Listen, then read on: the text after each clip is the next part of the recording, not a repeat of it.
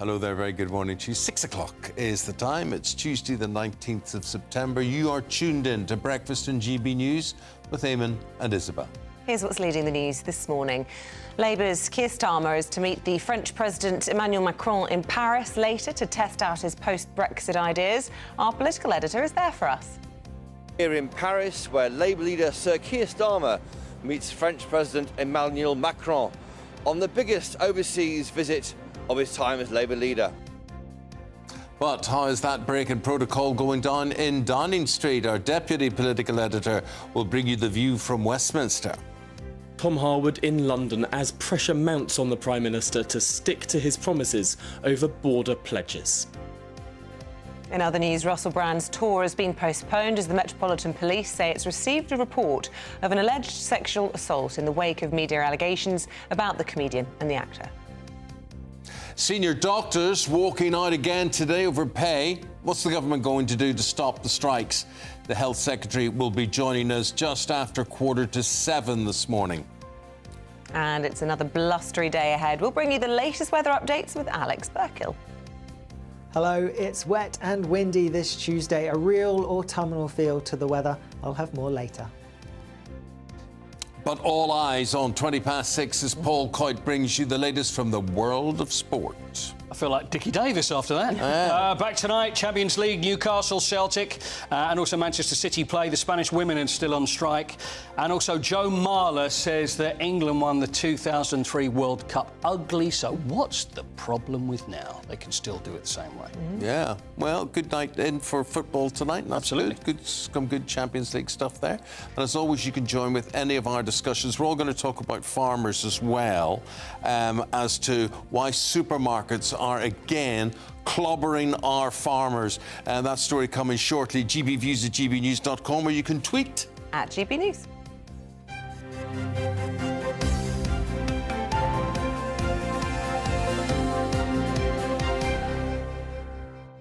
Politics leading for us this morning. Sir Keir Starmer heading to the Elysee Palace today to meet with the French President. The Labour leader is introducing himself as a Prime Minister in waiting in this break-in protocol meeting to discuss policies on Brexit and other areas. Yes, the opposition leader is facing claims he's looking to take Britain back to square one on Brexit. But Number 10 has commented that it's not unusual for opposition leaders to meet world leaders. Tom Jones used to say that as well. Really? It's not unusual. Not unusual. Anyway, let's go to our GB News political editor, Christopher Hope, who I'm not going to expect to join in, dance or sing with that one. And there's our deputy political editor, Tom Harwood, live in London. Christopher, first of all.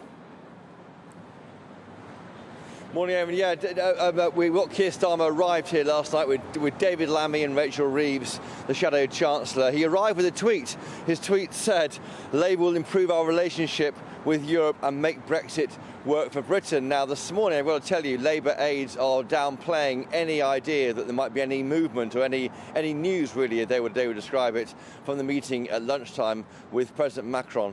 They're saying it's an introductory meeting, and of course Labour is still in opposition, but it's all about the optics, it's how it looks. They're trying to show that Labour is a party of government, that he can go one-to-one on the world stage with major leaders. This is why it's a very, very significant meeting today for Sir Keir Starmer. Before that, he's got breakfast at Vivendi, a big company with CEOs and chairmen who have operations in the UK. But it's all about how it looks here for Sir Keir Starmer. Eamonn and Isabel. Christopher, thank you very much. Well, let's cross to Tom, who joins us from Westminster. Downing Street keen to imply they're not threatened by this. This is no big deal, but it is a bit embarrassing. Well, certainly, what Sir Keir Starmer is attempting to do is appear as a world leader, as Chris was saying. But if you talk to people in and around government, they'll point to a former Labour Party leader who made a similar trip to Paris back in 2012. Yes, Ed Miliband made a perhaps ill-fated trip to meet with Francois Hollande, the then French president, where he declared a global resistance to austerity politics. Of course, Ed Miliband didn't seem to get much of a poll bounce from that, although he was meeting with someone who was a much less popular French president at the time. Of course, Hollande did not go on to win a second term as French president, unlike Macron, who has just won a second term. So perhaps there's a difference there, although people in London, around the government, around the Prime Minister, will say this isn't the first time this has happened. Look at Miliband, look at Hollande, we're not worried. OK, Tom and Christopher, thank you both very much indeed. More from both throughout the programme this morning. Let's get the latest on the sexual assault allegations against the comedian and actor Russell Brand. The Metropolitan Police say they have received a report of an alleged sexual assault. 2003 was the year, so that's what, 20 years ago. Well, officers didn't name Brand, but said they were in contact with the woman who came forward following media allegations against Russell Brand. Joining us, former Metropolitan Police Detective Peter Blexley. Peter, what is... I mean, every accusation has got to be taken very, very seriously, but the sheer amount against Russell Brand with the same story cannot be a good position for him to be in. Well, it is a fundamental cornerstone of the British criminal justice system that people are regarded as innocent until they are proven guilty. And of course, Mr. Brand has not been proven guilty in a court of law of anything yet. But as you have just said, the Met have received an allegation of a sexual offence from some 20 years ago. And so now detectives will be looking to interview the witness and thereafter gather any evidence that they possibly can. Should they be able to gather sufficient evidence, then that will go to the Crown Prosecution Service, who will make a decision as to whether any charges are to be brought or not. But on that very note, my understanding is that at the moment, the Metropolitan Police have not spoken to any of the alleged victims who made their accusations both in the newspaper and on the Channel 4 Dispatches documentary. Yeah, and we know there are lots of reasons why women do struggle sometimes to feel that they can come forward. Let's hope anyone who has made those allegations in the media will step forward and speak to the police. One of the reasons, perhaps, that women aren't necessarily all that keen to do so is for the many reasons that we've talked about, the problems with the Metropolitan, for example, 6 months since the force was found to be institutionally misogynistic. And here we are today talking about 2 years now until all of the bad apples in the force can be weeded out. 60 hearings a month are to be held. So I was just getting a reaction to that. I think the line's gone down. Peter, can you hear us there? We're just checking. Oh, he's gone. Shame. He's gone. Yeah, but well, I mean, that's an interesting point that you make. That is a lot of investigations to carry out to see if the actual force is fit for purpose. Well, yeah, and we've talked a lot about whether it was PC Carrick or whether it was Wayne Couzens. Women don't necessarily feel safe to trust those people in authority, and you have stories like this and you wonder why people don't come forward to the police. Lots of criticism levelled from some quarters at the media for airing this, calling it a trial by media. But in many ways, you could also argue that this bad behaviour, alleged bad behaviour, would never come to light without this kind of reporting. Peter Blexley does join us again. I was just talking to you about the damage to faith, really, particularly from women victims of alleged sexual incidents, because of the reputation of, for example, the Metropolitan Police. And here we're hearing it's going to take 2 years, possibly, to weed out corrupt officers. Yes, the Metropolitan Police's reputation, quite frankly, lies in shreds in many regards after some absolutely appalling stories that have broken in the last couple of years or so. And there is a lot of rebuilding to be done in order to regain the trust and confidence of the police.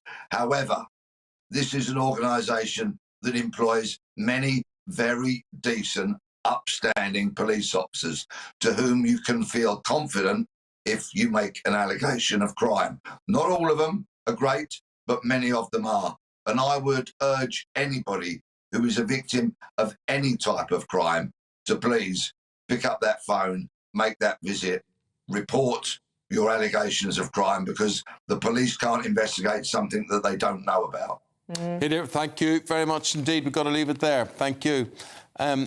You know, but I still think that any accusation has got to be treated seriously. So a lot of people say, you're innocent until proven guilty, whatever, fine. But when you get an amount and the similar modus operandi involved and the same sort of accusations, these things have all got to be taken very seriously.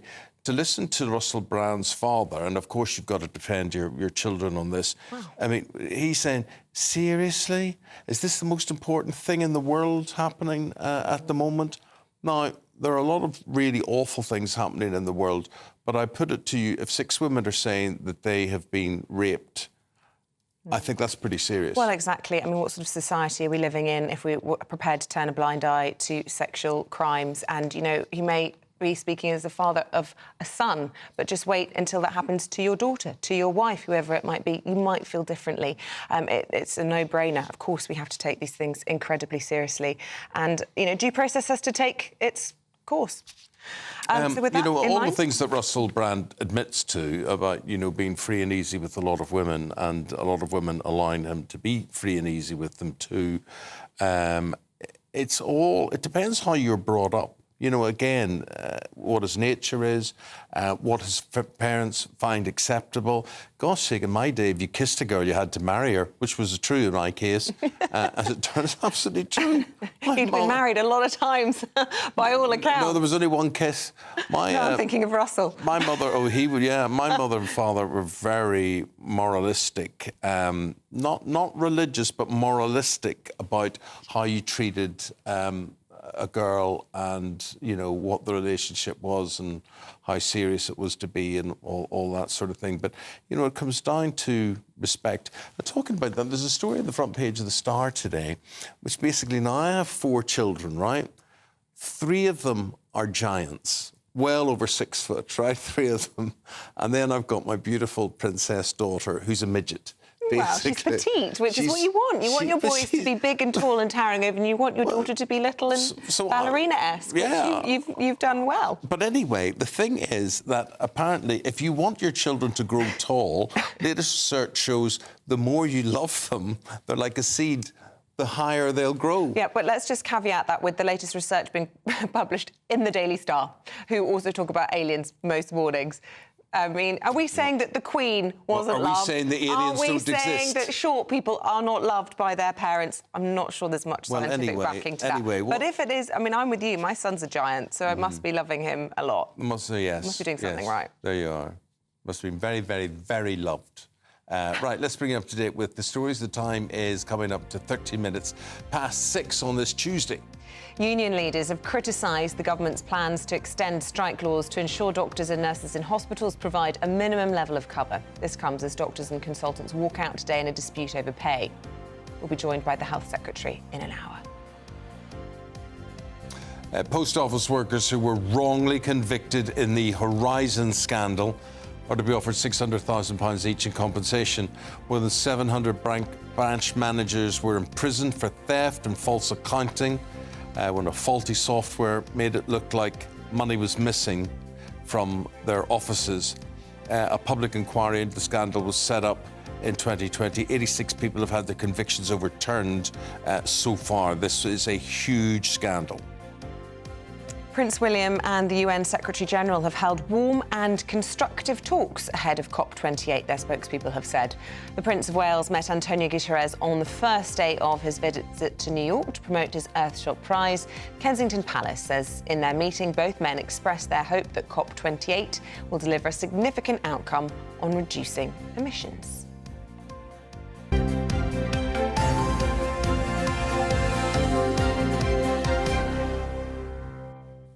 As the time approaches 6:15, a reminder of the headlines. And Labour's Keir Starmer is meeting the French President Macron in Paris today as he seeks to present himself as a Prime Minister in waiting. Russell Brand has been postponed on his tour as the Metropolitan Police receive an allegation against him of sexual assault 20 years ago. As top doctors walk out on strike again, what is the government doing to stop NHS strikes? Well, the Health Secretary will be joining us at around 7:15. Yes, so we get that message through. He'll be with us in half an hour. Weather updates. Let's go to Alex Burkhill. That warm feeling inside. From boxed boilers. Proud sponsors of weather on GB News. Hello, very good day to you. It is going to be an unsettled day with a lot of cloudy, wet and windy weather around for many of us. A slightly fresher feel than of late too. You can see just how widespread the rain is at the moment, and it is going to be heavy at times. We're going to see totals building up, particularly across parts of northwest England and western Wales. We do have a warning in force with some disruption possible. For many, it's a cloudy and windy picture, though some brightness across far northern parts of Scotland. Temperatures, well, near normal for the time of year. Highs into the low 20s perhaps for some, but in the unsettled weather it's going to feel pretty unpleasant. As we go through the evening, we're going to see this spell of rain gradually making its way east-northeastwards across more northern areas before some further wet and windy weather arrives from the west. It will have some heavy bursts mixed into it, which is why those totals really are going to build up across the next day or so. Temperatures aren't going to drop much. These temperatures are close to what you'd expect during the daytime at this time of year, but it is going to feel unpleasant if you're out early tomorrow in the wind and rain. A cloudy, wet picture again then for many of us tomorrow. You can see that rain does gradually make its way eastward, so by the afternoon it is likely to be affecting more central southern parts of England. Behind it there will be something a bit drier, perhaps brighter, but also plenty of showers. These will be heavy and thundery at times with the risk of some hail, and temperatures near normal for the time of year but feeling unpleasant. That warm feeling inside. From boxed boilers. Proud sponsors of weather on GB News. Big crisis in farming again. We're here to champion the cause of farmers. The fruit and veg industry is going to be hit now. Who's behind it? Who's the evilness behind all of this? Apparently eating the supermarkets. Wobbly-shaped or weird-shaped fruit and veg, that's not good, some farmers argue. I thought it was, supporting the industry and also, stopping waste. Well, we'll find out coming up. Okay, right after this. What you get for breakfast is something that, if we do our jobs right, you will wake up to news that you didn't know the night before. It's a conversation. It's not just me and Eamonn. We want to get to know you, and we want you to get to know us. From 6, it's Breakfast with Eamonn and Isabel. Monday to Thursdays on GB News, Britain's news channel. Join me, Andrew Pearce and Bev Turner, Monday to Thursday, 9:30 a.m. Who benefits from that? Not the British public. And on Fridays, join us, Tom Harwood and Ellie Costello from Britain's Newsroom. That's what you get with this show. That's fantastic. If it's happening, we're talking about it on Britain's Newsroom. GB News, Britain's news channel. Nightmare commute. Kick it up a gear with me, Patrick Christie's, at Drive Time, 3 till 6 p.m, Monday to Friday on GB News Radio. You can listen online and on DAB+, on the smart speaker app, and on the GB News app. And if you've got an Alexa, all you have to say is, Alexa, play GB News. We're also on TuneIn and the Radio Player apps. From the school run to rush hour, get revved up with me, Patrick Christie's, on GB News and GB News Radio. People in Britain, they love free speech, but they also love fair play. I don't care if I'm speaking somebody from a trade union, from the Labour Party, somebody from the SNP. And I think the viewers like to see that actually we can challenge one another, but in a positive way. We think we ask the questions that people want to ask, and often we ask the questions that we wanted to ask in Parliament but never got the chance to ask. So join us every Saturday, 10 a.m. till noon on GB News, Britain's news channel.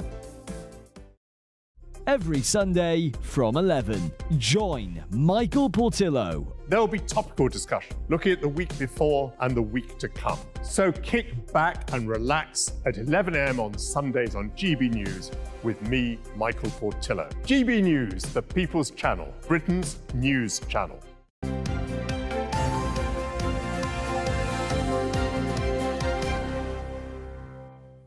The time's 6:19. Welcome to Breakfast on GB News with Eamonn and Isabel. Yeah, almost half of farmers, British fruit and veg farmers, could go bust in the next 12 months. Why? Why is this happening? Well, many blame the behaviour of supermarkets in all of this. Managing Director of Westerhill Farm joins us now from Kent, and that is Clive Baxter. Clive, good morning to you. Morning, Clive. Morning. Good morning. Well, Clive, we thought all was fixed. We had this great love-in with the government saying they were going to support British farming. What's going wrong here? We hear that supermarkets have cancelled, nearly a third of supermarkets have cancelled orders, farming orders with no explanation. And again, a very high figure, nearly a third, sees supermarkets failing to pay you guys within 30 days. I've got a new thing to suggest. Why don't we all go and get our weekly shop and say, we'll pay you in a month? Well, I think you're being a bit simplistic, actually. I'm sorry to say about the way our problems are. We have a number of problems, and basically the risk-reward balance is out of kilter, and the retailer section is just part of that. So we've got problems with climate, problems with labour. There's a lot of things causing farmers to think about stopping growing fruit or veg. The government's actually introducing schemes to get us to take fruit out of production as well. So it's a number of things that are contributing to what's happening. Question is, Clive, farming, how much we need it, how much we should be nurturing it. But the question is, who would do it? Why would anybody do it in this day Eamonn, and age? you're breaking up. I'm just simply asking you, Clive, why would anybody be a farmer? Why would anybody do it in this day and age? Can't hear. All right. OK, Clive, if you've got difficulty there, we'll have to... I wanted to know why we can't buy wonky fruit anymore, fruit and veg, but we will find out. I'll report back and let you know. I'll put it on my social media. The idea was we thought it was the supermarkets that were preventing wonky veg. But do you say... Well, according to my briefing notes, he wants to see the end of wonky fruit because it's loss-making for them. And if you buy wonky fruit, you're not buying the Class 1 fruit that we can make money from. So there we go. Whatever. But it's interesting, not just about the supermarkets, also about climate. We know all the problems for farmers with waterlogged fields, and we also know the labour market problems. Supplies. Nobody's picking the fruit and veg. We have so many self-inflicted problems that we could all, as humanity, put our heads together and sort out. Oh, wait a minute. We might. Clive's back. We might be back. We might be back. Clive, are you hearing us? Eddie? Yeah, you can hear us now. OK, that's good. We're just... The question we were getting, we were highlighting all the problems associated with being a farmer, and you were highlighting them quite well. The question is, why would anybody want to be a farmer in this day and age? That is a very good question. Well, partly because we actually do like being farmers, but it is a business at the end of the day, and it has to make money. And if it doesn't make money, then you end up doing something else. So if fruit isn't making money, if veg isn't making money, then eventually you have to consider stopping doing that. And I think you'll still see farmers, but they'll be doing things in a different way. But that doesn't feed the nation. Explain to me why I shouldn't be buying wonky fruit and veg, because I thought I was doing the right thing there, you know, not being superficial and only choosing the pretty stuff, which obviously my instincts want to do, but, you know, choosing the sort of black sheep of the of the carrots or whatever it might be. But that's actually bad for business. Well, it's very bad for our business because we actually get a negative return from wonky fruit and veg. When it started, it was there to help us when we had a particular crisis, like a hailstorm or something like that. But now we get a much, much lower price, and it's not viable. So you do not buy some Class 1 fruit and some wonky fruit. You just buy one or the other. So you don't help me at all by buying wonky veg. Oh, dear. Right. Are the supermarkets helping you? There are just a couple of things we want to get clear here in terms of, you know, who is not pulling their weight in terms of supporting British farming. Well, the supermarkets are actually buying fruit, but they're under pressure to keep food inflation down, and so they're in a very difficult position. But they need to re-look at the way they buy and how much margin. They take some of them take huge margins in the fruit and veg sector. Do they need to do that? I don't think they do. Yeah, OK. Now, is there a word, do you have, Clive, just final question to you. Keir Starmer is in Paris. He's going to meet the French president. The word is he's trying to renegotiate better terms post-Brexit. What can he be doing? Can he be doing anything on behalf of the farming industry? I think that for governments it's quite difficult because they don't really want to be involved in the marketplace. So I do think they're in a difficult position. But there are things they could do. We need pesticides that actually work. We need to look at water resources. We need to look at the way we provide labour and the extra costs on labour. OK. Clive Baxter, it's been interesting to talk to you. Thank you. So much I want to talk to him about, but pesticides that actually work. What are we talking about there? Is this all being environmentally friendly? Or pesticides that work that also don't cancel out the bees and all the other things that we need. There's such big issues to talk about. Love to hear from you at home. Let us know your thoughts this morning, GBNews at gbnews.com. If you were putting together sports presenters, and they were, perfectly formed and, wonky. And then you get a wonky one, which you can't sell in the supermarket.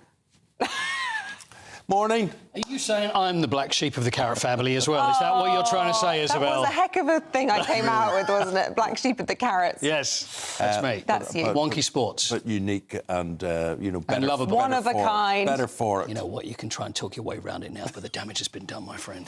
Champions League is back today. Good. Champions League is back today. Newcastle, first time in about 20 years that they played in the Champions League. Are they home or away? They are away. They're playing at the San Siro against AC Milan. That's what it's about, isn't it? It is, the San Siro. You know, they were going to knock the San Siro down. Were they? Because I don't know if you've ever been there to Milan, because AC Milan and Inter Milan, although Inter and Milan, they share the ground. Yeah. So I couldn't have that. I mean, imagine Man United and City sharing the same ground. No. But I think they have the way they do it. They have a different end each. So then when they play each other, they will then take turns, dressing rooms, different dressing rooms. So it's a really bizarre situation. Yeah. You wouldn't want to share. So with the San Siro, they were going to knock the thing down.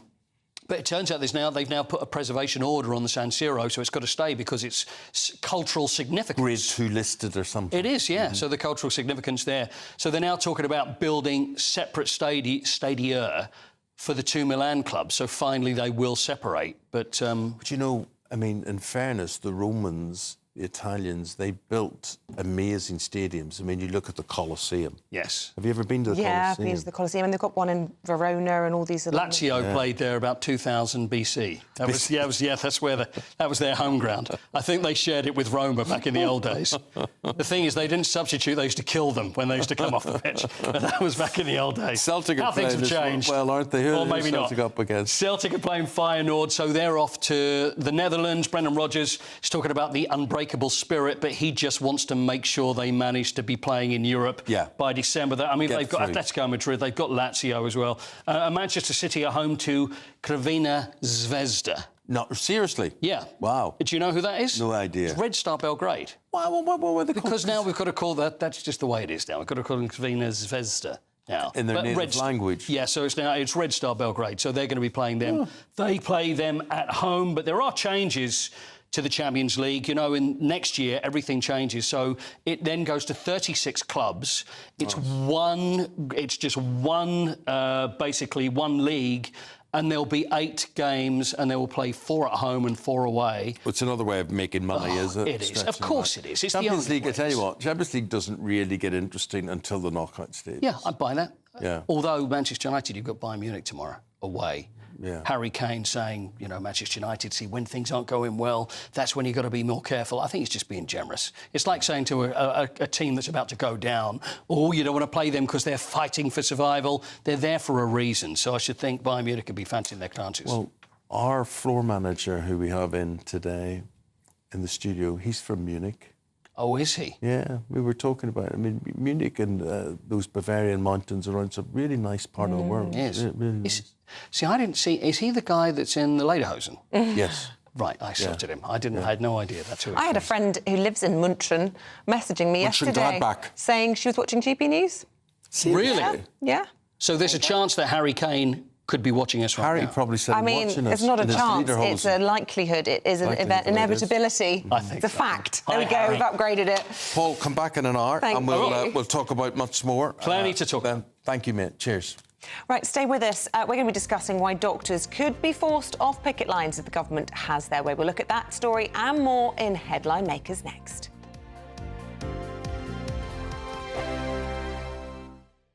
The Live Desk with me, Mark Longhurst. And me, Pip Thompson.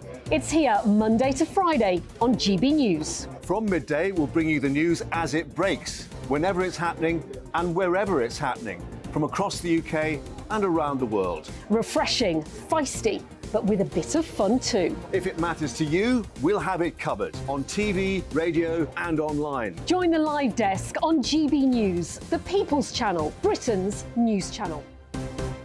So Jubes and Kerr, we tackle the issues of the day with real robust debate, both sides of the fence, battling it out with me in the middle with my forthright opinions and views, and often really interesting things happen because you start with a position and then by the end of the debate you find actually, well, I might not have thought about that one. What we need in this country is 2 new political parties. You should maybe think about doing a 2024 calendar. I'm Michelle Dewberry and I'm keeping you company right through until 7 o'clock this evening. GB News, the People's Channel, Britain's watching. Monday to Thursday, 9 p.m. till 11 p.m. Join me, Dan Wootton, for 2 hours packed full of unfiltered opinions, unique takes and fiery debates. I guarantee you blockbuster guests and exclusive reporting with no spin, no bias, no censorship. I think there is a culture of collusion, quite frankly. And no reason to go to bed. That's Dan Wootton tonight on TV, radio and online. Monday to Thursday from 9 p.m. till 11 p.m. only on GB News, Britain's news channel. In a world of dull and predictable radio and TV shows. Oh, hi. On Mark Dolan tonight, we've got big guests. We drill into the big stories of the day. The show adds up to a brilliant listening and viewing experience. Mark Dolan Tonight is the most entertaining current affairs show ever, and that's a fact. That's Mark Dolan Tonight, Friday, Saturday and Sunday from 9. Only on GB News, Britain's news channel.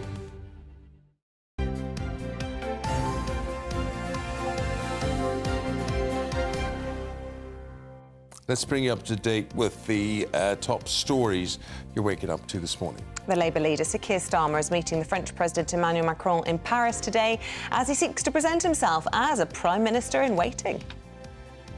As top doctors walk out on strike again, what's the government going to do to stop the strikes? The Health Secretary joining us in 15 minutes' time. And as the Metropolitan Police receive an allegation of sexual assault in 2003, we'll have the very latest here on Breakfast.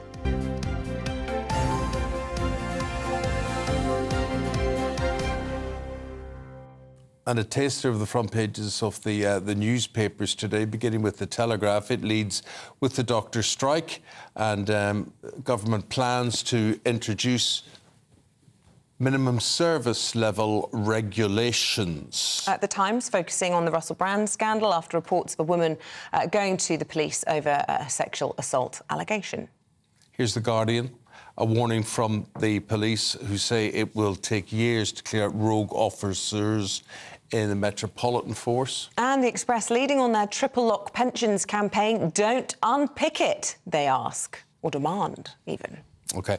Going through those papers and other stories making the headlines today, Emily Carver and Andy Jones. Very nice to see both of you. Can we just start by mentioning that Andy and you have come in matching outfits this morning? You think that's an accident? More coordinated than I can even imagine. In fact, you got the waistcoat, so I think you look like the groom, and Eamonn's come as the best man, so we're expecting an excoriating speech in a minute.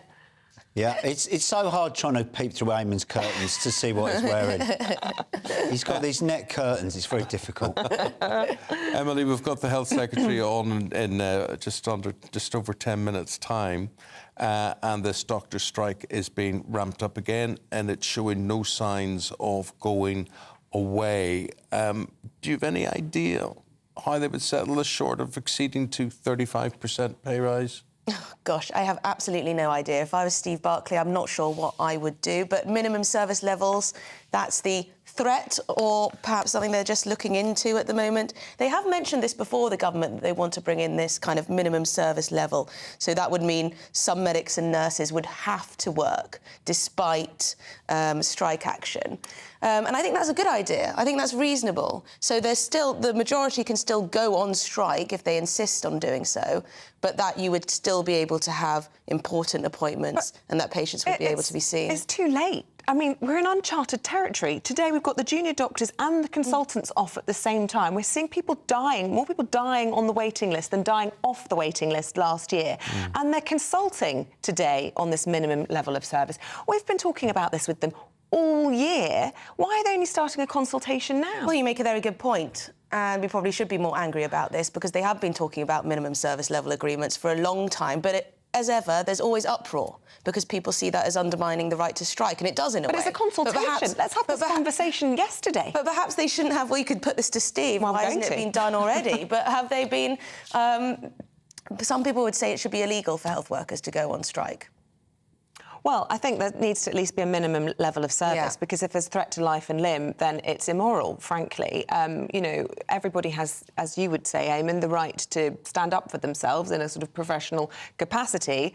But I do think, you know, if you're actually harming someone else's chances of surviving... The problem is that they can't be sacked because we need medics. Well, so, you know, they can take away their labour, but they can't be sacked.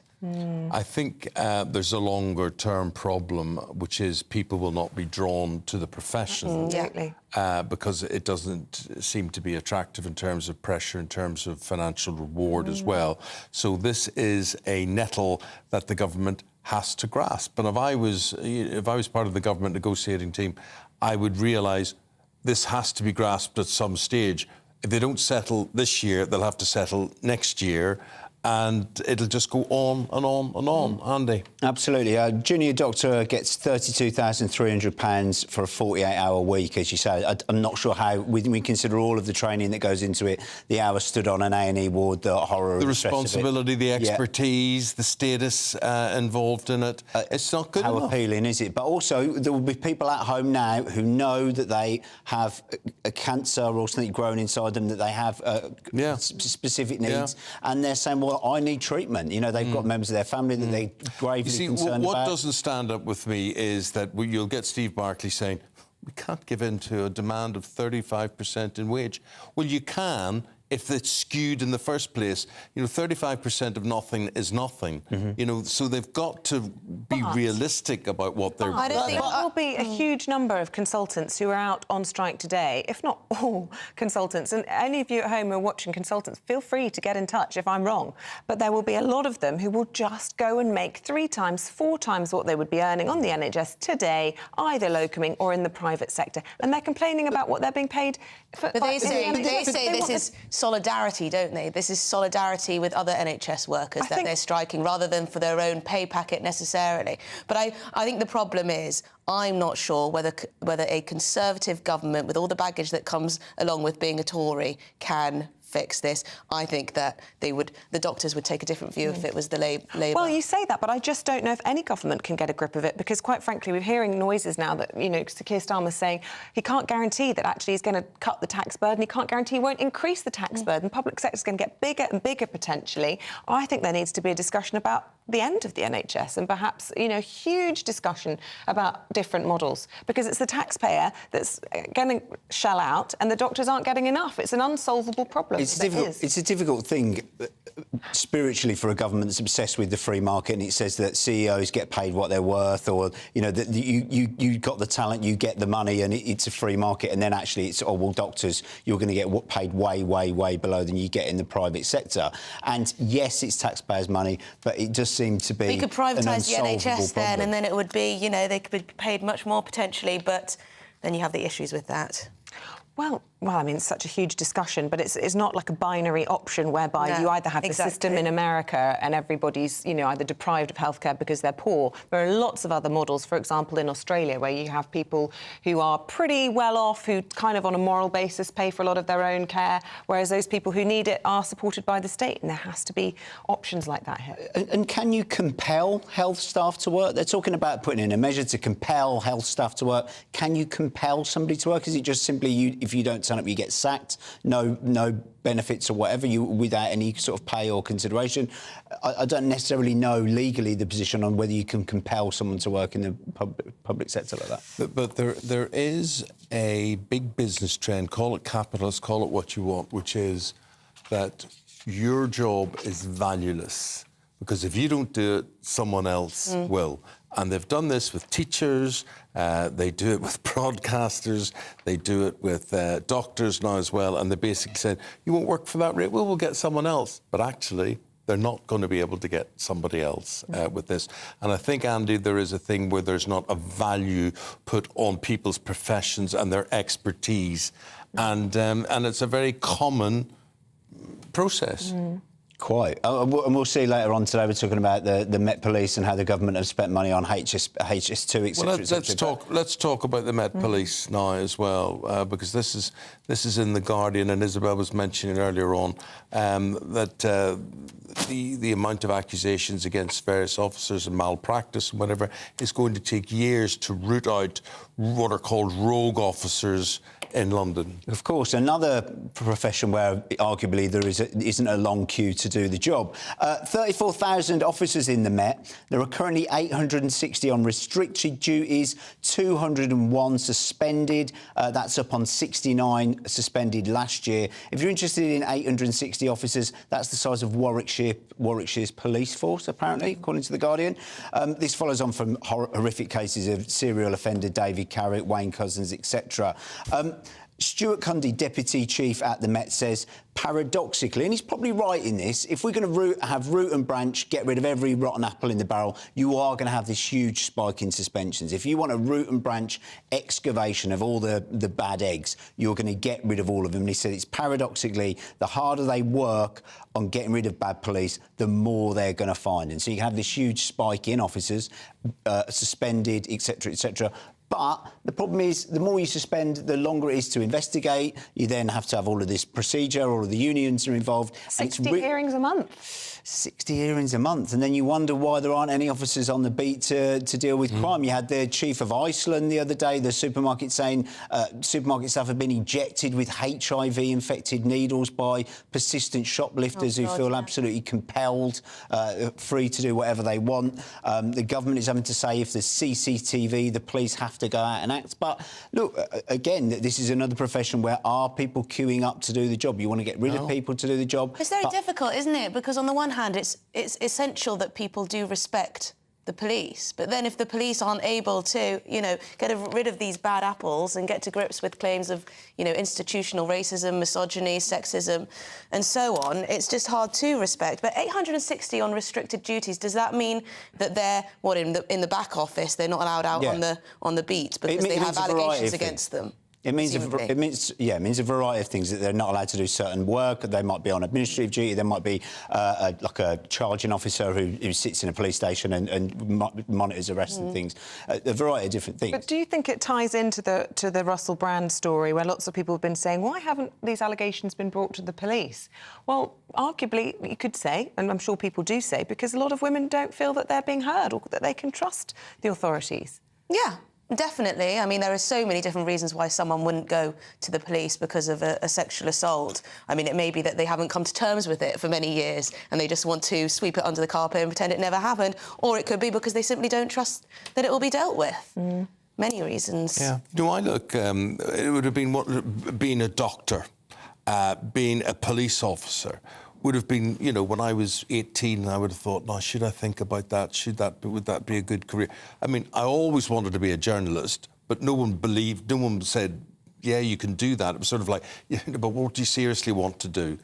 And I look and I think, if you joined a police force, you might think you're full of great ideas and you're very, what's the word I'm looking for, naive about things. Maybe the system corrupts you. Maybe it's the system maybe you that's think bad. you're going to, fight evil and do good, and actually you end up, but when I was at school, loads of little boys would run around this playground pretending to be police officers. I wonder if that's exactly. I wonder if that's the case now. Is it considered an aspirational career to be a police officer? No, they all want to be seen as something YouTubers to now. do? Yeah, That is you know, true, actually. I mean, I'm sure the job is incredibly tough, and I don't think I'd want to be a police officer unless I had basically a tank to go around the streets in, or some sort of machine gun or something like that. I had a neighbour in Bristol who was a police officer. I have to say, I loved having a police officer who was a neighbour. I felt very safe, and it was full of great stories. One of my favourite stories that he once told me is that he was giving chase after a robber, which doesn't happen, I don't think, that often anymore. But he was giving chase, and he said it was a bit like a cartoon when basically his legs wouldn't go as fast as his body, and he tripped up, and actually then the guy he was chasing stopped to check he was OK. No. It was fairly ridiculous, but I loved hearing all his policing stories. But those are the good old days. The good old days. Hold that thought, and we'll come back and we'll talk about more stories that are making the headlines on this Tuesday morning. We're also waiting for the Health Secretary get his response on government plans for the health service with this doctor's strike today. So stay with us. We'll be back right after this. GB News, unlike other broadcasters, isn't obsessed with the London-Westminster bubble. We think there's a nation beyond the M25, and that's why we talk about the issues that matter across the land. Join me on State of the Nation, 8 to 9 o'clock, Monday to Thursday, on GB News. Daisy's listening, and you should too. Now then, Lee Anderson here. Join me on GB News on my show, The Real World, every Friday at 7 p.m. I'm not eating bloody cat. Are you Delicious. mental? Open your mouth. OK, here comes a train. Reminds me of the scene in Singing in the Rain. Adam, is that a good one? Whoa! Join me at 7 on GB News, Britain's news channel.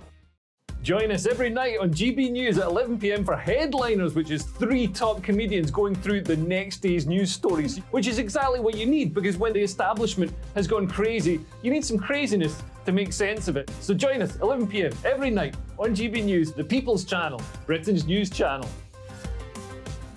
I joined GB News because I was sick and tired of not hearing my views being represented, not just mine, but so many people that I knew and spoke to. I just couldn't get my voice out there. I couldn't say anything. I couldn't do anything. Whatever the narrative was, I kind of had to follow it. GB News is there to provide a voice for those who have been ignored by the establishment media. We think different things, we've got a different style. GB News is here to be optimistic and positive about the future. It's real kind of dynamic and flowing, with the audience very much at the heart of it, like a big family.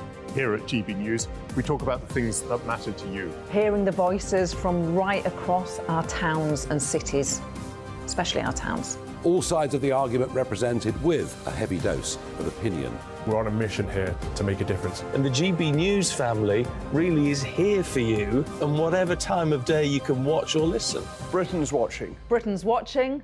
We're proud to be GB News, The People's Channel, Britain's news channel.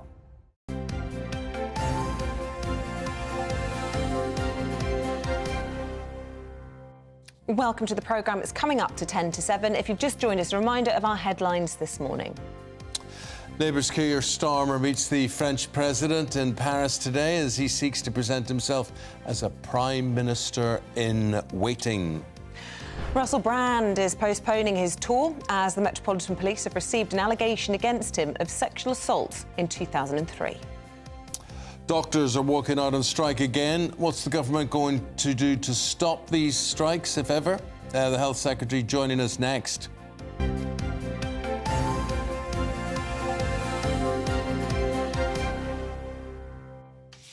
Now, as we were just saying, senior doctors are walking out on strike today in a dispute over pay as the government considers new legislation to ensure that when they do, there are minimum service levels in the NHS. OK, we've got the Health Secretary, Steve Barclay, who's available to talk to us this morning. Health Secretary, good morning. Thanks for your time today. It's a busy day, and it's another day. We just wonder when these days are ever going to come to an end. Today, you're trying to talk about, I don't know if you're implementing it today or when you're going to implement the minimum standards, but tell us about that. Yeah, it's a consultation we're announcing today. We passed the primary legislation across 6 sectors, including health. And what we're consulting on is the time-critical services in hospital, things like chemotherapy, like dialysis. And what's been happening in the strikes, if I take the August strikes, local health leaders agreed with local BMA representatives to have 17 exemptions.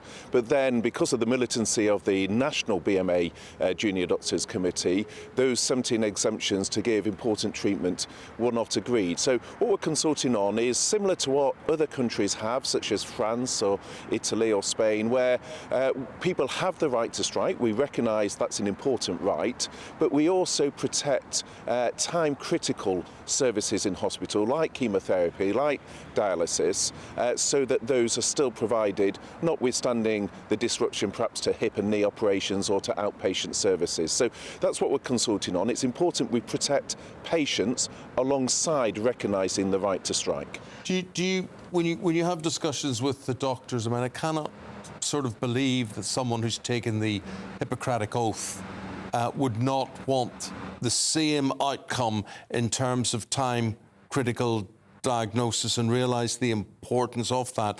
What way do those conversations go when you raise those subjects? Well, we have, and in fact what was interesting, if given the example I've just mentioned, was that actually local BMA leaders agreed that these exemptions should be given, but it was the National BMA Committee, which wants to take a more sort of militant political stance, who wants to time its strikes to coincide with the Conservative Party conference, were the ones that refused those exemptions. So it's about saying, how do we get the balance right? How do we protect those time-critical services? We've got primary legislation now in place, and we're going to look at how that applies in hospitals so that we can ensure things like chemotherapy are not disrupted by strikes and really make sure we're protecting patients. So that's what we're consulting on. We want to get that balance right. It is important, you know, people's right to strike, and we respect that, but it is at the same time key that we have things like chemotherapy, dialysis, and other time-critical services in hospital protected, and that's something other countries do, and that's what we want to protect here. But I find it interesting, you're talking about time-critical services and you're only going to consultation on an issue that we've discussed on this programme with your government several times. What's taken so long to get to this stage? We're now in uncharted territory where we're seeing senior doctors and consultants off at the same time, and patients are simply at risk. There's no denying it, and it's too little too late. Should have been yesterday or the day before or months before. Well, it's a fair challenge. A number of things we've been doing. I mean, firstly, in terms of the disputes itself, we've reached agreement with over 1 million NHS staff in terms of the agenda for change. We met the BMA's #1 ask, which was the extremely generous changes to pension taxation. That was the key thing that the BMA asked for. We accepted in full the recommendations of the pay review body process. And then in terms of this legislation, we've passed the primary legislation, and that does take time. And with other unions, such as the Royal College of Nursing, we did agree exemptions. So other unions did respond more constructively, but because of the concerns here, we brought forward primary legislation, and what we're now consulting on is the detail of how that applies across Great Britain from a hospital setting specifically. So there's a range of things we've been doing, both with the BMA in terms of responding on pensions, responding to the pay review body itself, but also bringing forward this legislation. We've now got the primary legislation in place, and what we're consulting on is how it applies to the specific issues within hospitals. But some people might see this more as a failure of negotiations. I mean, the fact that the Labour Party, in fact the TUC, have reported what they call undemocratic anti-strike laws to the UN is testament to that.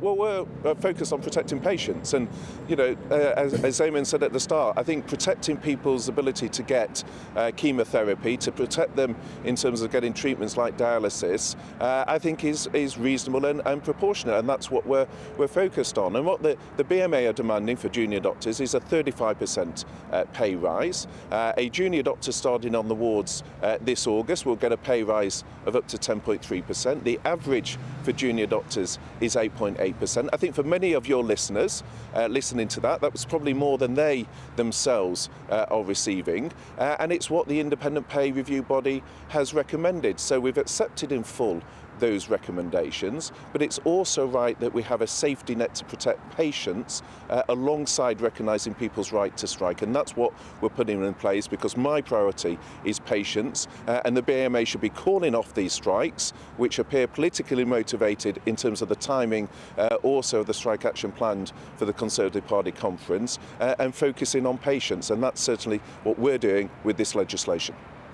I've got to ask you about Liz Truss making a speech yesterday. She's really painting herself now as sort of the party beacon of low tax and in favour of growth. She's not going away. She's piling the pressure on the government. She, in fact, is going to be attending conference in a couple of weeks' time with a lot of the grassroots Conservatives who put her in place. How much of a problem is Liz Truss for you?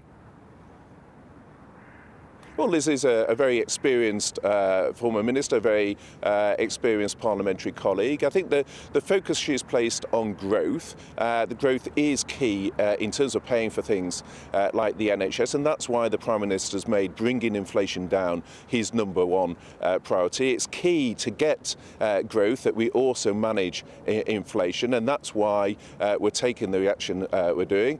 We've seen growth in the economy. The economy is growing quicker than France and Germany, for example, since Brexit. The economy is growing quicker than France and Germany since 2010. But it is important we focus on growth, but core to growth is also bringing inflation down, and that's why the Prime Minister is absolutely right to focus on bringing inflation down, and that's core to everything else we're doing.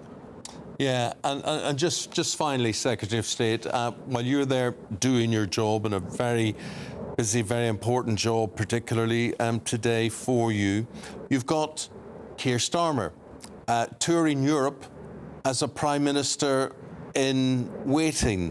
How do you feel about that? Well, I think his position is quite remarkable. He said he would respect the Brexit deal. Now he wants to reopen the Brexit deal. He said that he would honour the vote. Now he wants to give control of immigration policy to the EU, let them decide who comes into the country. The EU themselves are saying that he'd have to rejoin the single market. So the position he's setting out once again is a flip-flop. It seems remarkably confused. It's clearly not consistent because he keeps changing his mind on what he wants. We're clear that we've got to deal with Brexit. We want to move forward. What Keir Starmer wants to do is go back to the past, to reopen the deal, to let the EU control our immigration policy.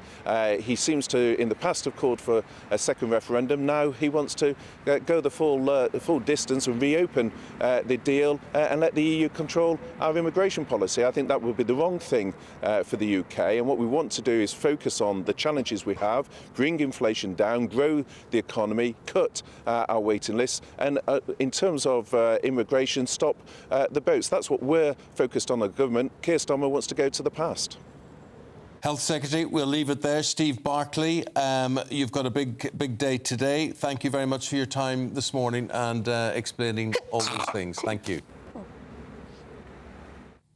Well, there we go. It's interesting when the government points to all of their priorities, but they're not necessarily having that much success with stopping the boat, some might argue. And I think that's going to be a problem that will not go away from the government. Bit like Liz Truss, will not go away. Is Liz Truss a problem? She's a little bit unflushable at this stage, isn't she? A thorn in the side. To be honest, I don't think she's having too much impact. OK, very good. She's getting a lot of coverage, isn't it? But I don't think anybody's listening. I mean, it's easy to forget that when Liz Truss came in, the impact of that budget. Andy and Emily will be back in 40 minutes' time. Right now, here's your weather. Looks like things are heating up. Boxed boilers, proud sponsors of weather on GB News. Hello, very good day to you. It is going to be an unsettled day with a lot of cloudy, wet and windy weather around for many of us. A slightly fresher feel than of late too. You can see just how widespread the rain is at the moment, and it is going to be heavy at times. We're going to see totals building up, particularly across parts of northwest England and western Wales. We do have a warning in force with some disruption possible. For many, it's a cloudy and windy picture, though some brightness across far northern parts of Scotland. Temperatures, well, near normal for the time of year, highs into the low 20s perhaps for some, but in the unsettled weather, it's going to feel pretty unpleasant. As we go through the evening, we're going to see this spell of rain gradually making its way east-northeastwards across more northern areas before some further wet and windy weather arrives from the west. It will have some heavy bursts mixed into it, which is why those totals really are going to build up across the next day or so. Temperatures aren't going to drop much. These temperatures are close to what you'd expect during the daytime at this time of year, but it is going to feel unpleasant if you're out early tomorrow in the wind and rain. A cloudy, wet picture again then for many of us tomorrow. You can see that rain does gradually make its way eastward, so by the afternoon it is likely to be affecting more central southern parts of England. Behind it there will be something a bit drier, perhaps brighter, but also plenty of showers. These will be heavy and thundery at times with the risk of some hail, and temperatures near normal for the time of year but feeling unpleasant. Looks like things are heating up. Boxed boilers, proud sponsors of weather on GB News.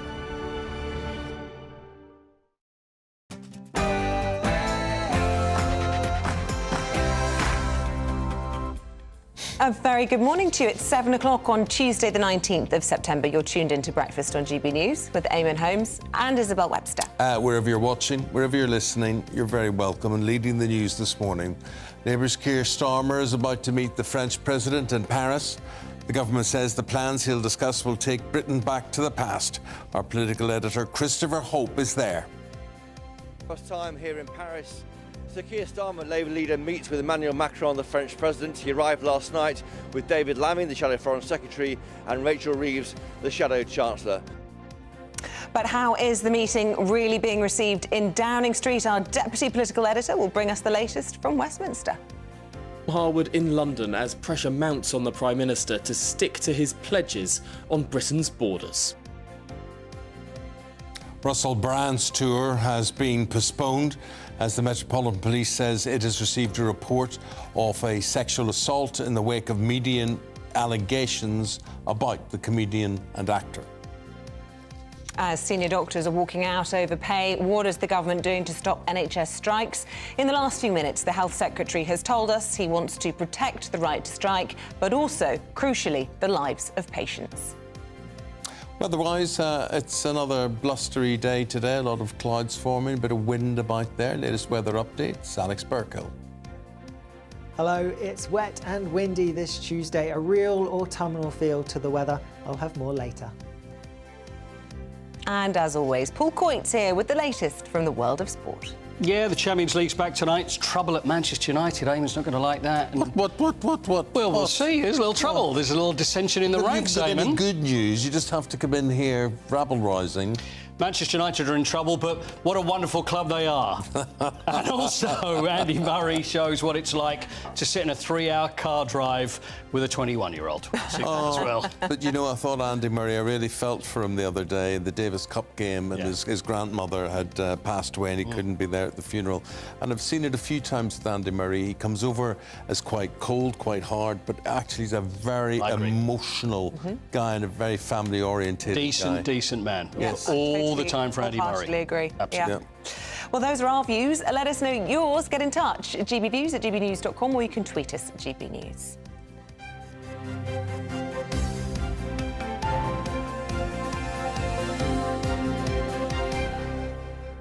It's politics that's our top story this morning, and Sir Keir Starmer is meeting the French President Emmanuel Macron at the Elysee Palace in Paris today.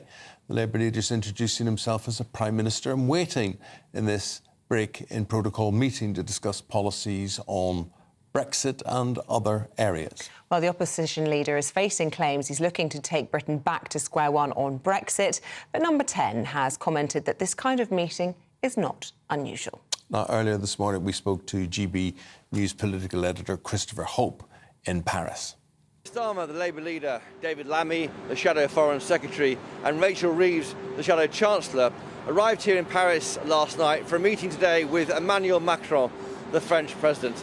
It's a major moment here for the Labour leader, trying to show the rest of the UK that his party and he personally are ready for power. Now, Mr Starmer arrived last night with a tweet. He said Labour will improve our relationship with Europe and make Brexit work for Britain. But this morning, aides to the Labour leader are downplaying any chance of big news out from this meeting. They're making very clear it's an introductory meeting, that no specific ideas will be discussed and no announcement will be made, not least because Sir Keir Starmer is Labour leader and Labour is in opposition. But it's all about how it looks. And first thing this morning, he's meeting with Vivendi, other bosses, French bosses with operations in the UK, to try and stress to them that Labour is the party of business. Well, let's speak now to our Deputy Political Editor, Tom Harwood, who joins us from Westminster this morning. Look, Downing Street were tipped off about this meeting at the G20, Macron giving them a little heads up, and they're keen to say, look, this might not be protocol, but it's fairly standard this close to a general election. Is that fair to say? Well, it's true to say that it's not really in line with protocol. Now, that being said, protocol has been breached before. We don't have to go back that far to see another French president, newly elected Francois Hollande in 2012, in the summer of 2012, welcoming Ed Miliband to the Elysee Palace. Now, that was a little bit controversial at the time because the protocol is that if a world leader meets an opposition leader, it's sort of done behind the scenes. There's no photo call on the steps of the governmental building, but that's precisely what Francois Hollande did, and it caused a little bit of a stir back then, but I suppose what we're seeing is history repeating itself today. We could go back even further and look at what Neil Kinnock did in the mid-1980s, meeting Mikhail Gorbachev of the Soviet Union, or we could look at Margaret Thatcher when she was opposition leader, meeting Richard Nixon, the then president of the United States. It does seem that there has been time and time again opposition leaders in the United Kingdom meeting world leaders of other countries. Yes, not all the time, but sometimes it happens, and often to mixed results. OK. Tom, thank you very much indeed. Russell Brand's story, latest on the sexual assault allegations against him. He has postponed 3 remaining live shows following the Met Police stating that they have received a report of a sexual assault against him, which occurred 20 years ago. Well, officers haven't named Brand, but they said they were in contact with the woman who'd come forward following media allegations against the actor and comedian. Let's go live. Scotland Yard there for us this morning. Theo Chikumba, our reporter. Theo, what have you got to tell us? We understand a woman contacted the Metropolitan Police this weekend following the programme that was broadcast and, of course, the publication which was across the Times, the Sunday Times as well. Now, of course, this all started last week when Brand posted a video on his Twitter or X profile and his YouTube platform addressing some of these allegations ahead of their broadcast on the weekend. Now, of course, in the last few days, the Metropolitan Police has said if anyone has any similar allegations or experiences, please do contact them. And it's worth mentioning that Russell Brand, he denies these allegations. He did perform his live show on Saturday evening in Wembley in North London, and he was due to perform today in Windsor, but since yesterday late afternoon that has now been cancelled, and several other legs of this tour have also been cancelled for later this week. He's lost his agent and publisher, but he still has this platform which he has on YouTube and on Twitter as well. There are now questions about the entertainment industry itself, the attitudes around situations like this, and of course questions about new media as well. What is their response going to be? We put them to them, but they haven't responded yet, for example Google. But at the moment this is a situation which is developing, but it is of course a matter for the police to deal with. Theo, just while you're there, these stories coming out of Scotland Yard today, the Met are warning it will take years to root out rogue officers in London. Just wondering, are you hearing anything about that or any comment on that? Well, that is another investigation which is currently going on. It's something we have reported from here in the last couple of months. Many protesters and others who found themselves in difficult situations have been here saying the Met Police need to do something about that. Of course, it's an issue that the police have been addressing in the last couple of months, but that is something that is pending at the moment. Theo, thanks very much. Thanks, Theo. I mean, you were saying, though, just in terms of logistics, Isabel, the time it would take to root out so many rogue officers here. How does actual real business carry on? Well, exactly. When you've got 1,000 officers suspended, 60 hearings a month going through, it could take years before all of these people who, quite frankly, not fit to wear that uniform, can we continue to be paid by the taxpayer, working as police officers in an institution, let's not forget, that got found 6 months ago to be racist, sexist and, what was the other thing, homophobic. It's too slow. It's got to be quicker. And at the same time, we've got this other story, huge story about Russell Brand today, and we're wondering why women aren't rushing to come forward and they're going to the media with their stories instead. How would you suggest clearing that backlog, bringing in other investigators from other forces or an independent commission or something to deal with it? I think they should be taken off duty, to be honest. But how can you take 1,000 officers off duty? I don't know, but special measures, I don't know. The solution is very difficult, but it should never have got to this stage. And obviously, you know, it's difficult for Mark Crowley to try and come in and fix all of this. But how did we get here? And what's the implication? What is the implication on all of us and our trust in the police service? Well, but yet with Russell Brand or lots of other people, we would be saying innocent until proved guilty. Yes, and also we should point out there are thousands of decent, hard-working police officers who put themselves in harm's way day after day. You wouldn't want to do it. I wouldn't want to do it. We're grateful for them. And it gives everybody a bad name. You know, these rogue officers, it's bad for them and it's bad for all of us. Have you got any ideas on how to fix this problem? Let us know. But 2 years. Fix the police.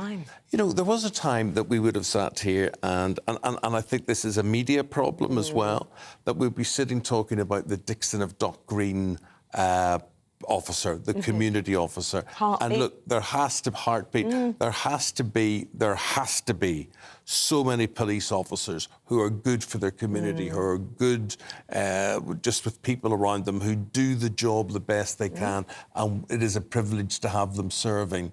But we don't hear about them. That's probably our fault. Yeah. Not necessarily your fault. It's all about the negative stories and let's beat the police and all that sort of thing. So let us know, gbviews@gbnews.com. Do you have a copper worth praising? Are you a copper as well who's frustrated by all of this? Give us your views. OK. Other stories coming into the newsroom on this Tuesday morning. Union leaders are criticising the government's plans to extend strike laws to ensure doctors and nurses in hospitals provide a minimum level of cover. This comes as doctors and consultants walk out today in a dispute over pay. It's the first time consultants and junior doctors have gone off at the same time. Meanwhile, the NHS has warned that the strikes will cause unprecedented disruption for patients. Well, earlier in the programme, the Health Secretary, Steve Barclay, told us there has to be a balance. What we're consulting on is similar to what other countries have, such as France or Italy or Spain, where people have the right to strike. We recognise that's an important right, but we also protect time-critical services in hospital, like chemotherapy, like dialysis, so that those are still provided, notwithstanding the disruption perhaps to hip and knee operations or to outpatient services. So that's what we're consulting on. Post office workers who were wrongfully convicted in the Horizon scandal are to be offered £600,000 each in compensation. More than 700 branch managers were imprisoned for theft and false accounting when a faulty software made it look like money was missing from their sites. A public inquiry into the scandal was set up in 2020 and 86 people have had their convictions overturned so far. Pictures of Prince William here and the UN General Secretary. And they've held what has been described as warm and constructive talks about efforts to tackle climate change. The Prince of Wales met Antonio Guterres on the first day of his visit to New York. This is all about his Earthshot prize. Kensington Palace saying in the meeting both men expressed their hope that the next climate summit will deliver a significant outcome on reducing emissions. And here's a sighting you might not expect to see at a Disney park. And if you're listening on the radio, this is a black bear seen scaling one of the trees at Florida's Walt Disney World. Was it a costume? Was there anyone inside it? Well, that's what you would think, right? You'd see that and you'd just assume it was part of the fun. No. In fact, this bear led to the closure of over 10 rides as authorities had to anaesthetise him with a dart and remove him. Staff from the Florida Fish and Wildlife Conservation Commission went in and offered the bear a fish, and then I think they drugged it, and that was it. And so although you're saying what looks like a forest there, this was the theme park in Miami, and a lot of you probably have already been there. Yeah. And would you have thought this is part of the entertainment? Until it bites you. But basically they took it out the back entrance so no one would see here, and the poor bear, it went in search of food because it's that sort of hibernation time of the year. They're getting ready for winter. Oh yeah, they're stacking up. Yeah. But I tell you what, you know, you couldn't write this sort of thing, could you? It's the sort of stuff that you would see in a cartoon or something, but or Anchorman even. Yeah. But there you go. You go to Disney and you see a man dressed as a bear, and actually It's not. It's a real bear. And everybody thinks, right, dart it, get it out the back door before anybody else notices. Yeah, and you know what? It's a good job we're able to talk about it and have a giggle, because actually kids everywhere at these places, perfect snack size for a bear. So it could have ended very, very differently. But all ended well, just a bear with a sore head. Okay.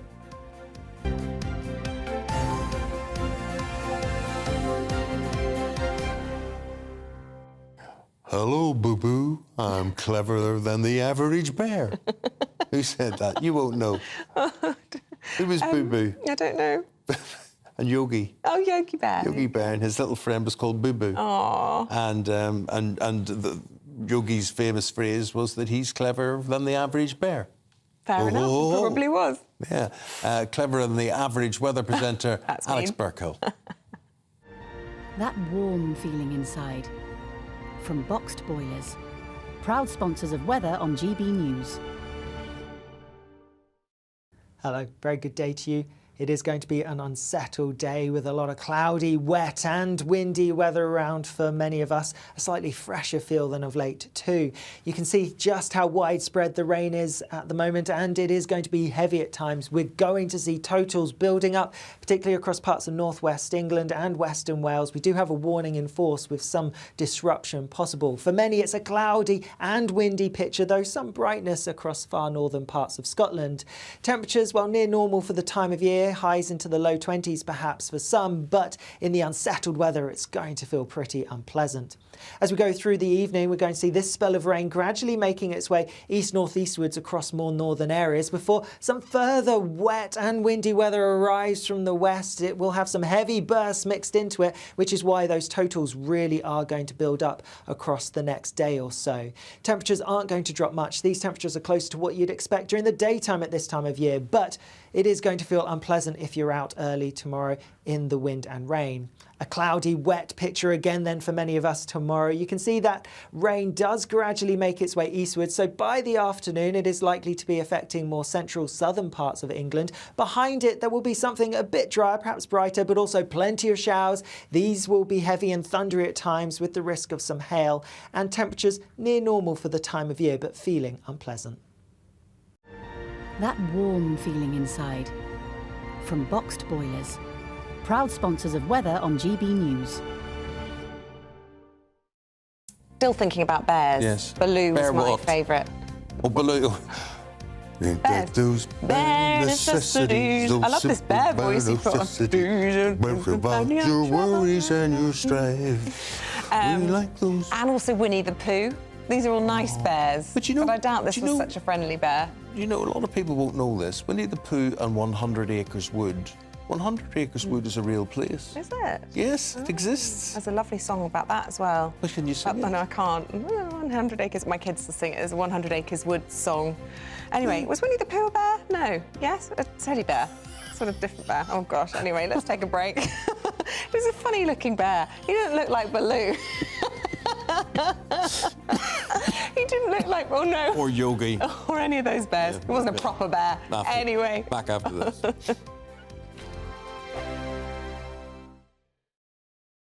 What you get for breakfast is something that, if we do our jobs right, you will wake up to news that you didn't know the night before. It's a conversation. It's not just me and Eamonn. We want to get to know you, and we want you to get to know us. From 6, it's Breakfast with Eamonn and Isabel. Monday to Thursdays on GB News. Britain's news channel. Westminster is going around in ever-decreasing circles, followed by the media. Britain is broken. How on earth did we get into this mess? But more importantly, how do we get out of it? Join me at 7 p.m, Mondays to Thursdays on Farage, here on GB News. We will have open, rational debate. We've got to work out how Britain moves forward from this. Join us here on GB News, the People's Channel. Britain is watching. Join me, Andrew Pearce and Bev Turner, Monday to Thursday, 9:30 a.m. Who benefits from that? Not the British public. And on Fridays, join us, Tom Harwood and Ellie Costello from Britain's Newsroom. That's what you get with this show. That's fantastic. If it's happening, we're talking about it on Britain's Newsroom. GB News, Britain's news channel. GB News, unlike other broadcasters, isn't obsessed with the London-Westminster bubble. We think there's a nation beyond the M25, and that's why we talk about the issues that matter across the land. Join me on State of the Nation, 8 to 9 o'clock, Monday to Thursday, on GB News. Daisy's listening, and you should too. People in Britain, they love free speech, but they also love fair play. I don't care if I'm speaking somebody from a trade union, from the Labour Party, somebody from the SNP. And I think the viewers like to see that actually we can challenge one another, but in a positive way. We think we ask the questions that people want to ask, and often we ask the questions that we wanted to ask in Parliament but never got the chance to ask. So join us every Saturday, 10 a.m. till noon on GB News, Britain's news channel. Nightmare commute. Kick it up a gear with me, Patrick Christie's at Drive Time, 3 till 6 p.m, Monday to Friday on GB News Radio. You can listen online and on DAB+, on the smart speaker app and on the GB News app. And if you've got an Alexa, all you have to say is, Alexa, play GB News. We're also on TuneIn and the Radio Player apps. From the school run to rush hour, get revved up with me, Patrick Christie's, on GB News and GB News Radio. First and foremost, I'm a GB News fan, and I was before I was working here. Just love the fact that we're asking the questions that a lot of establishment media won't ask. With a bit of a twist, we not only want to inform you, but we want to keep you entertained. It's worth the drive because you get in and the team's all ready and waiting, they're itching to go, and it's a proper little family. GB News is the People's Channel. It's the audience that makes the programme sing. We're giving our viewers and our listeners a voice. I see the thousands of your letters, tweets, emails, you name it, coming in. Britain is broken. How on earth did we get into this mess? But more importantly, how do we get out of it? The establishment had their chance. Now we're here to represent you. It's time for something different. It's time for GB News. I'm very patriotic. I believe in Britain. Our best days lie ahead. Britain's watching. Britain's watching. Join us here on GB News. The People's Channel. Britain's news channel.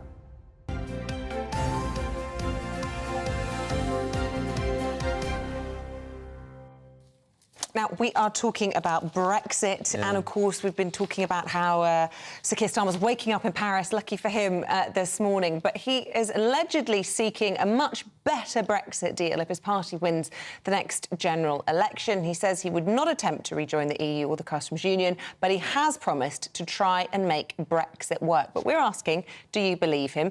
Do we really need a better deal with the bloc? OK, and let's talk about this. Professor Jonathan Portes, who says the real question is, do Europe want to deal with us, really? And Conservative councillor Matthew Goodwin Freeman. And Matthew says we need to stop looking back into the past. Professor, could I start with you? And I think you've hit the nail on the head. Does it really matter what Keir Starmer wants? It really depends on what Europe wants, does it not? That's right. I mean, there is no question, of course, as pretty much all economists have said from the start, that this Brexit deal is a pretty bad deal from the UK's perspective, because Boris Johnson wanted a deal, any deal, and didn't seek to make it work for British business, and that has done significant economic damage. The problem is that the Europeans, the EU, got pretty much everything they wanted out of the deal. They got tariff-free access for goods coming here. They didn't make any concessions on some of the things we would have liked, particularly on services. So reopening the deal is possible to some extent, and there are some things where it could be improved, but it's not clear that the EU, which has lots of other things on its mind, fundamentally wants to change a deal which may not be working very well for the UK economy. It isn't working very well for the UK economy, but is working pretty much all right from the point of view of the European Union. Why bother? Stop dwelling on the past. Yeah, well, the EU is 27 countries. There's 195 in the world. And yes, absolutely, the EU got the pick of the crop because, they wanted to punish us for having the audacity to take back our sovereignty and vote for Brexit. But if we want Brexit to be a success, it's about the long term. It's about looking at every other country in the world and thinking, let's get back to global Britain. What can we do there? I don't trust Sir Flip-Flop at all, because he said that he's going to rework the deal, and the EU's gone, non, s'il vous plaît. No, we don't want to redo the deal. And now he's over there in France at the moment. Well, do you know what? Why don't you stay there? Because summer break's over. You chose not to come here to the UK and, obviously try to do the best for your constituents. So stay over there in France and we'll sit here sorting out the government here. Well, you know what, Jonathan? He's obviously made a political calculation, hasn't he? He obviously thinks that he can still potentially win back the Red Wall with this kind of ticket, because people are seeing, arguably, that Brexit isn't working. That's right. There is a substantial majority now in the country which realises, even if I think when it comes to it, most people don't want to reopen the debate about whether we're a member of the EU, but there's clearly a substantial majority that's recognising reality that this deal is not working for us. And Matthew's, frankly, unfortunately, Matthew's attitude illustrates why the Europeans won't necessarily want to deal with us. They realise that there's a substantial fraction of the UK, particularly powerful in the Conservative Party, which is more interested in mocking French accents than it is actually in a constructive relationship with our European partners. And when you have, it's a bit silly, isn't it? We have somebody who is an elected representative of the Conservative Party coming here to talk about how we make our economy stronger, how we work our trading relationship, both with Europe and the rest of the world. And those are big, important questions. If we want to make the economy stronger, to make fun of people who speak of French accents. It's a bit, it's not surprising in that circumstances that the European Union looks at it and says, well, Keir Starmer may seem like a sort of vaguely reasonable character, but his party won't be in power indefinitely. Do we really want to be dealing with a country where you have elected representatives who the EU isn't going anywhere? It's on our next door. Look, if we want to get the country going, we need to look at everywhere else. The EU isn't going anywhere. It's on the next door. We'll still be trading with them, but the focus of the world isn't around the EU. There's 195 countries in the world. Why are we focusing so much on this 27? Let's do deals with Asia. Let's do deals with America. We've done Australia, New Zealand. Britain could go global, and that's the problem. We're focusing so much on our next door neighbours. There is no need to. The EU is not going anywhere. So we can have discussions with the EU for as many decades as we want. We need to focus on here. And the problem, if we have Sir Flip-Flop, is who knows what he stands for. He said that he would nationalise public services, then he rode back on that. He said he scrapped the two-child limit, then he's rode back on that. What happened to that £28 billion a year green levy? What he was coming up, gone, scrapped. We'll get there one day. He doesn't know what he stands for, and we've seen it. His audition for Prime Minister has proven why he's the understudy, because he came up with this returns plan the other day. Oh, well, we'll take in about 100,000 and we'll hand you back a handful. How does the maths add up on that? He's been utterly ridiculed this trip around Europe. And as I said, if we want to get Britain moving, we need to look elsewhere. But Jonathan, what would you want from any renewed deal with Europe? Well, those are big political questions, but I think that Keir Starmer, although it's not quite clear how much progress he's going to make, Starmer is probably being reasonably sensible, pragmatic and realistic by saying, let's start with things where we know the EU has already said that it wants some form of improvement on the existing relationship. So, for example, regulations on health and safety of food and animals. Giving us more migrants. One of the things he's come up this week was we'll have the returns agreement. You give us 100,000 migrants, we'll send you back a handful. Is that what the British people want? Is that what Brexit was about? More illegal migration? It's really quite...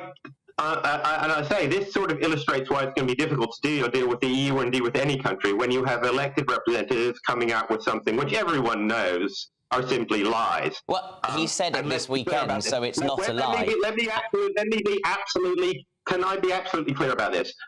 It will be very difficult to do a deal with migration on the EU, and it's absolutely clear that doing a deal on migration with the EU will not solve the problems of small boat crossings. It may improve them, but it won't solve them. But when people like Matthew talk about 100,000 migrants, these are simply lies and fantasies, and we should simply ignore them and try and get back to discussing seriously what improvements we can make in our trade relationship with the EU, and indeed in our trade relationship with countries in Asia like India, which the government is quite reasonably trying to do now. So there are constructive discussions going on.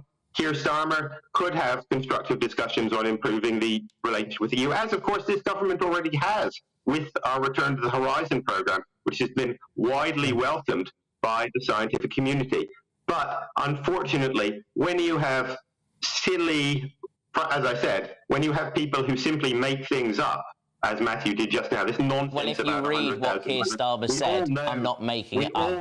When people like Matthew say something you don't agree with, I'm not making this up. You two are out of time, but really entertaining listening to both of you. Jonathan Portes is a professor of economics at King's College London, and Matthew Goodwin-Freeman is a Conservative councillor for Harrow with those views. Really appreciate it, gentlemen. Thank you.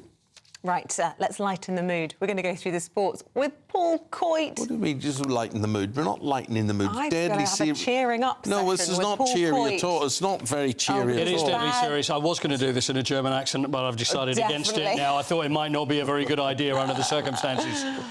Manchester United and everybody friends in Europe in the Champions League. So yes, four we're in Europe, yes. Manchester United players, though, I mean, I've got to tell you, of course, you've in Germany tomorrow, playing against Bayern Munich. This is Manchester United. Champions League gets going, but there's a little trouble in the ranks, though. Have you seen this? Now, Gary Neville believes that the dressing room is bugged at Man U. Right. So that arguments and fights... Could you imagine if this place was bugged? Imagine. Can you imagine there'd be microphones in the studio? We have all the rows on air, so we do. So this is going to be like... Everything is always gate after Watergate, but this probably is the next biggest thing since Watergate. So Manchester United players have had this bust-up. I think he's worried that the bugs, it's actually players that are going out and saying, well, you know what, this is what's going on because Ten Hag says this. The arguments that happened apparently after the Brighton game was Lisandro Martinez and Victor Lindelof. They were at each other, the two defenders, so they were arguing against each other. Bruno Fernandes and Scott McTominay.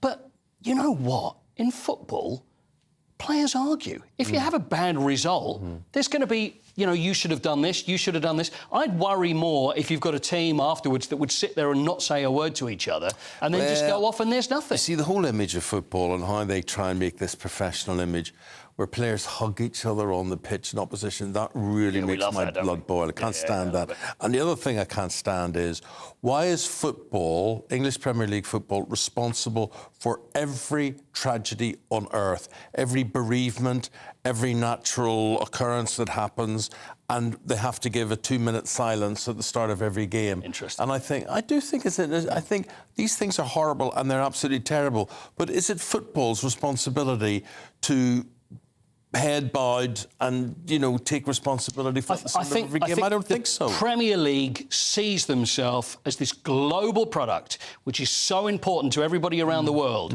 And so they have to react to any natural disaster. Anything happens, and let's be honest here, and whatever's happened with earthquakes, etc., and any disaster around the world is a tragedy, it's very sad and it's awful. But is it down to the Premier League to then have, we're going to have a minute's silence for this, we'll have a minute's silence for this? Because then it's going to happen if they decide that. The precedent's been set, and then every week there will be something. These sports psychologists believe in the power of visualisation and positivity, right? And I actually, through my illness over the past couple of years, believe in the same. In other words, if you think something positive, you're more likely to be able to move and beat your illness and things like that. Absolutely, I believe that. But you start every game on a complete downer. You know, I can't believe that's good for the games, good for the players or whatever. But I just look at it and I think, why is this football's responsibility? Yes, it was awful that that tragedy happened, or that one happened, or that one happened. But goodness me. I think there has to be a link to the specific players or the club. You know, if there's somebody key in the history of the club that's died, or something, I absolutely take agree. a couple of minutes or a round of applause, which is almost perhaps a bit more uplifting.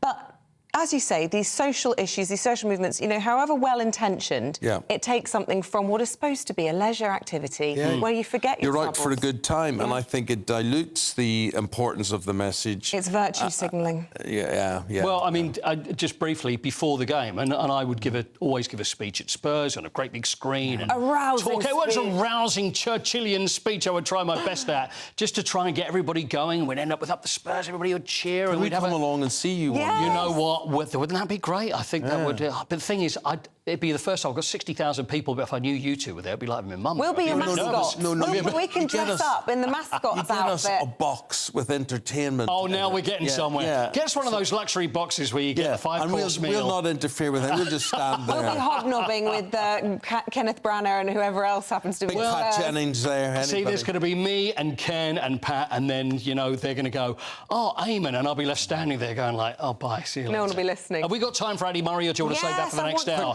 Quick one on Andy. Quick one on Andy Murray. In the Davis Cup, Britain did very well and managed to qualify for the final 8 in the Davis Cup. This happened on Sunday. Now, on the drive home, it was in Manchester, 13,000 people at the arena in Manchester, but then you've got to get home. So Andy Murray is driving back in his car. He's got 21-year-old, great young player, Jack Draper, sitting next to him. So what would you think they'd talk about? Tennis? Obviously, probably be a good bet. Would they sing? After all the physical exertion. Well, you would think so, but I don't think... Well, Andy was driving, and we've got the clip here of Jack Draper sitting next to him in the passenger seat, and how would you feel if you were Andy? Here we are. Go on, Jack.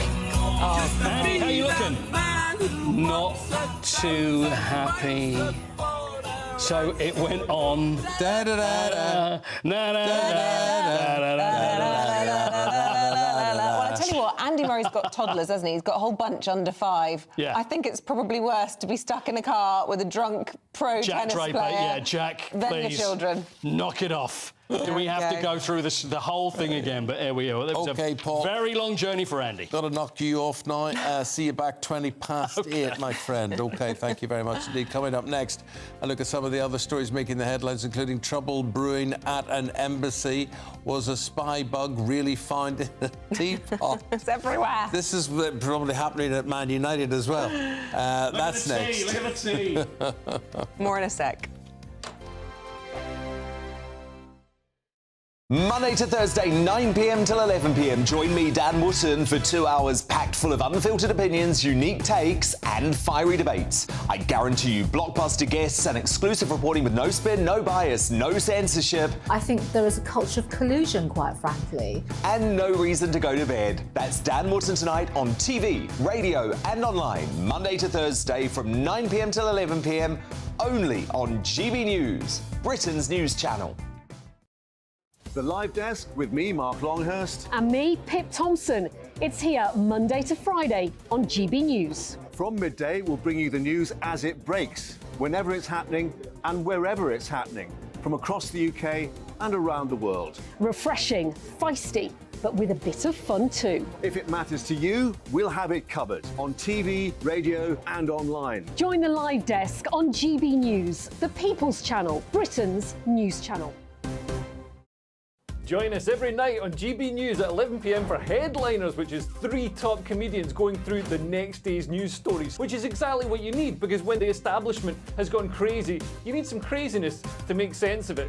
Headliners. You don't have to bother reading the newspaper. We've got it covered for you. every night at 11 p.m. and repeated every morning at 5 a.m. We won't send you to sleep like some of the other paper review shows out there. So join us 11 p.m. every night on GB News. The People's Channel, Britain's news channel. So Jubes and Kerr, we tackle the issues of the day with real robust debate, both sides of the fence, battling it out with me in the middle with my forthright opinions and views. And often really interesting things happen because you start with a position and then by the end of the debate you find actually, well, I might not have thought about that one. What we need in this country is 2 new political parties. You should maybe think about doing a 2024 calendar. I'm Michelle Dewberry and I'm keeping you company right through until 7 o'clock this evening. GB News, the People's Channel, Britain's watching. In a world of dull and predictable radio and TV shows. Oh, hi. On Mark Dolan tonight, we've got big guests. We drill into the big stories of the day. The show adds up to a brilliant listening and viewing experience. Mark Dolan Tonight is the most entertaining current affairs show ever, and that's a fact. That's Mark Dolan Tonight, Friday, Saturday and Sunday from 9. Only on GB News, Britain's news channel. Like all families, we have arguments every now and then, but actually we agree on what the mission of GB News is, and that's the most fundamentally important thing. GB News provides the kind of platform that lets all voices be heard. We don't hold back. We're free to say what we really think. Just because some people who live in a tiny little Westminster bubble think that their particular story is important, that's not the most important story for me. And often they will be difficult stories, stories that you won't find on the establishment media. Because what people think in the north of England may be very different to what they're thinking in the home counties. We're going to carry on telling the world what life is really like for households up and down the UK. We love to be in your car, in your kitchen as you're having your breakfast. Whatever you're doing, you are part of the show. If it matters to you, it matters to us. Britain's watching. Britain's watching. Britain's watching. We're proud to be GB News, The People's Channel. Britain's news channel.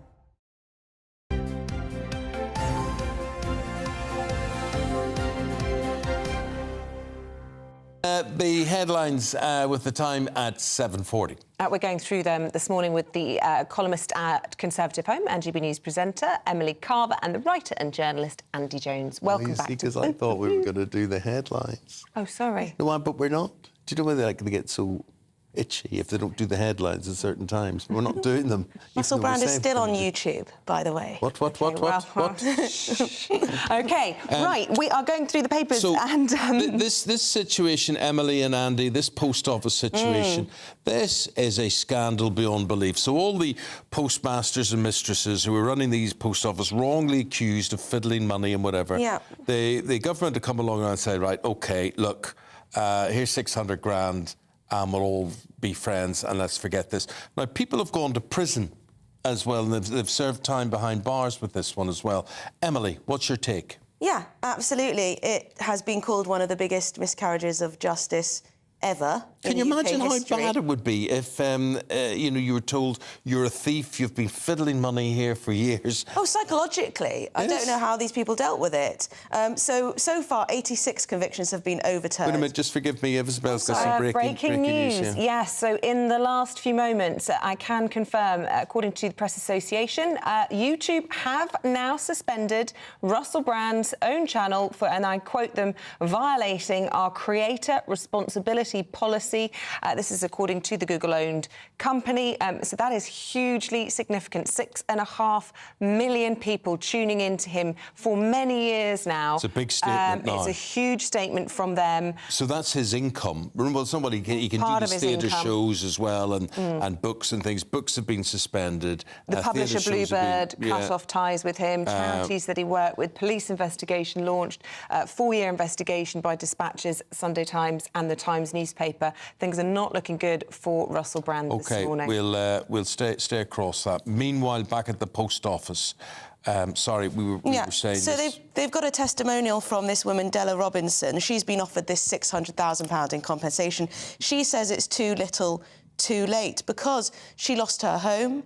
She lost friends. Her reputation. She lost her job, obviously, her reputation. Devastating. And she says, OK, £600,000. That's obviously much better than nothing. Yep. But she lost so much in the in-between times. And it was all, if you remember, it was all because the IT system was faulty, not the people working there. But how much would be enough? I mean, genuine question. I have no idea how much would be enough. Compensate Well, if I went to jail for 2 years, as certainly one guy did, it would take a lot more than 600,000. As you say, how much is enough? If you are in your mid-60s and you're managing one of these, you would want, I think you have to do something in the millions. So she had to, this woman, Della Robinson, she was advised to plead guilty to avoid prison. Yes. So she had to say she did it just to avoid prison and do community service instead. Just to give some numbers to this, between 1999 and 2015, there were 700 postmasters prosecuted for this. That's around 1 a week. 86 subsequently had convictions overturned. And a lot of these people have been waiting so long, they're now elderly, they've been spat out in the street, they've gone to prison, some of them have committed suicide. It's been going on so long. Some of them have accepted the money because they think this is their last chance to have compensation. Andy, let me tell you something. But where's Paula Venables, the woman who was in charge of all of this while this was going on, who is believed knew about this? So who is she? Say something to do with the post office? She's the head of the post office. Right. But I'll tell you this. In this country, you can do anything you want. You can drive a car into a bus and kill people or whatever, but you'll still be penalised much more for financial misdoings. So you will. Unless you're the one who's in charge, of course. Yeah, well, you know, but anyone who's seen to take money is what I'm trying to say. The courts come down like a ton of bricks on people. So the very fact, Emily, that this woman was told, look, just say you did it, just say you did it and you'll not be locked up. To live with that stigma, just absolutely terrible. So we go back to Isabel's question, how much is enough, Andy? Definitely not 600 grand in some of these. Well, they say it's a couple of decades, so even if it was just lost earnings, that might not be enough. And then couple that with all the reputational damage, losing your home, the stigma, as you say. I think they should have had a couple of million. Yeah, I think you're probably... I'm just going to put a number out there. You look at similar cases where somebody in public sector has, I don't know, suffered an abuse at work or somebody said the wrong thing to them in the workplace, they get significantly more than that. Let's talk about teapots. And this is a spy bug in a teapot. It happened in an embassy. Whose embassy was this? A worker at the British Embassy in Beijing was working there for some time. He left of his own accord. He was given a tea set as a gift from his Chinese employers and colleagues. Genius idea. And then when he took it home, he was getting it out, and somehow he then smashed it. I don't quite know how he smashed the teapot. And then bouncing out of the teapot onto the tiled floor was a recording device. And he says whenever they were having a Chinese meal, they would get this tea set out. One day they were doing the washing up, they knocked it over, a camera fell out onto the floor. The device is said not to have picked up any secret or sensitive information, but this speaks to the level of subterfuge that is going on between China and Britain. Yeah. We obviously had the individual who was arrested within the British government who was charged with different offences the other day. We've also had instances where Chinese officials are trying to find out different things about people on LinkedIn, and it is a very deep thing to be worrying about. Which embassy was this? Beijing. Oh, right, OK, in China. Yeah. OK. Yeah. But I do think there's something about, whether it be fugitives breaking out of jail or espionage, there's something that almost takes away from the seriousness of the issue. And you just... I'm personally totally gripped by, you know, the logistics. And I find it just fascinating. And I do think there's real ingenuity in some of these I'm amazed that he ideas. picked anything For your up. housewarming, I was thinking of a teapot. That's a good idea. With a camera with a spy camera in it. But it's like something out of a movie, isn't it? Putting a little spy cam in a teapot. Yeah, but also equally, I mean, China is so financially and culturally embedded into so much of the infrastructure in Britain in terms of its relationships with our universities, technology, etc. I'm not entirely sure they need to be listening into people's homes to find anything out these days. We're going to talk about transgender now, and it's been 8 months since the Scottish Secretary, Alistair Jack, blocked the Scottish Gender Recognition Reform Bill. Stop me if I've lost you here at some stage. Well, it was a big moment. It was very controversial. First time since devolution that Section 35 was used, and this controversial legislation was seeking to make it easier to obtain a gender recognition But I thought certificate. all so you only that... had to identify as a different gender for 3 months self-IDing rather than, you know, a couple of years. But I thought that all went away well, now when they're Nicola appealing Sturgeon... against it. Well, all right, OK, right. Our Scotland reporter, Tony Maguire, explains. On the 17th of January this year, for the first time since the Scottish Parliament reconvened in 1999, the UK government signed a Section 35 order, blocking the Gender Recognition Reform Bill from attaining royal assent, despite gender recognition being devolved to Scotland. The Scottish Government had sought to speed up the process that issues only 30 gender recognition certificates each year by making it easier for Scots to self-ID. But after weeks of speculation since the passing of the bill, Scottish Secretary Alistair Jack announced that he would block the controversial reform for its incompatibility with the UK Equality Act. I have not taken this decision lightly. The government has looked closely at the potential impact of the bill, and I've considered all relevant policy and operational implications together with the Minister for Women and Equalities. And it is our assessment that the bill would have a serious adverse impact, among other things, on the operation of the Equality Act. That evening, Social Justice Secretary Shona Robison stood before the Scottish Parliament, putting into words the government's collective shock and disappointment. Preventing the Gender Recognition Reform Bill, which was passed with an overwhelming majority, from proceeding to royal assent is a dark day for trans rights and a dark day for democracy. The GRR bill took 5 years to pass through the Parliament, at all times met by frequent opposition, including the largest SNP rebellion in 15 years of government. Concerns underlined women's safety in single-sex spaces and the risks of lowering the age of self-ID from 18 to 16. Susan Smith was a constant in that opposition. Leading Campaign Group for Women Scotland, she believes the GRR bill is a threat to women's safety. What we ended up with was a bill that was very similar, in fact, to the one that had been proposed 5 years before. So despite all the discussion and all the conversation, nothing really got resolved. And our main concern, obviously, as women's rights activists, was the knock-on impact on women's services and spaces. February saw the shock resignation of Nicola Sturgeon at the height of a reignited self-ID debate, following the chaotic incarceration of transgender double rapist Isla Bryson.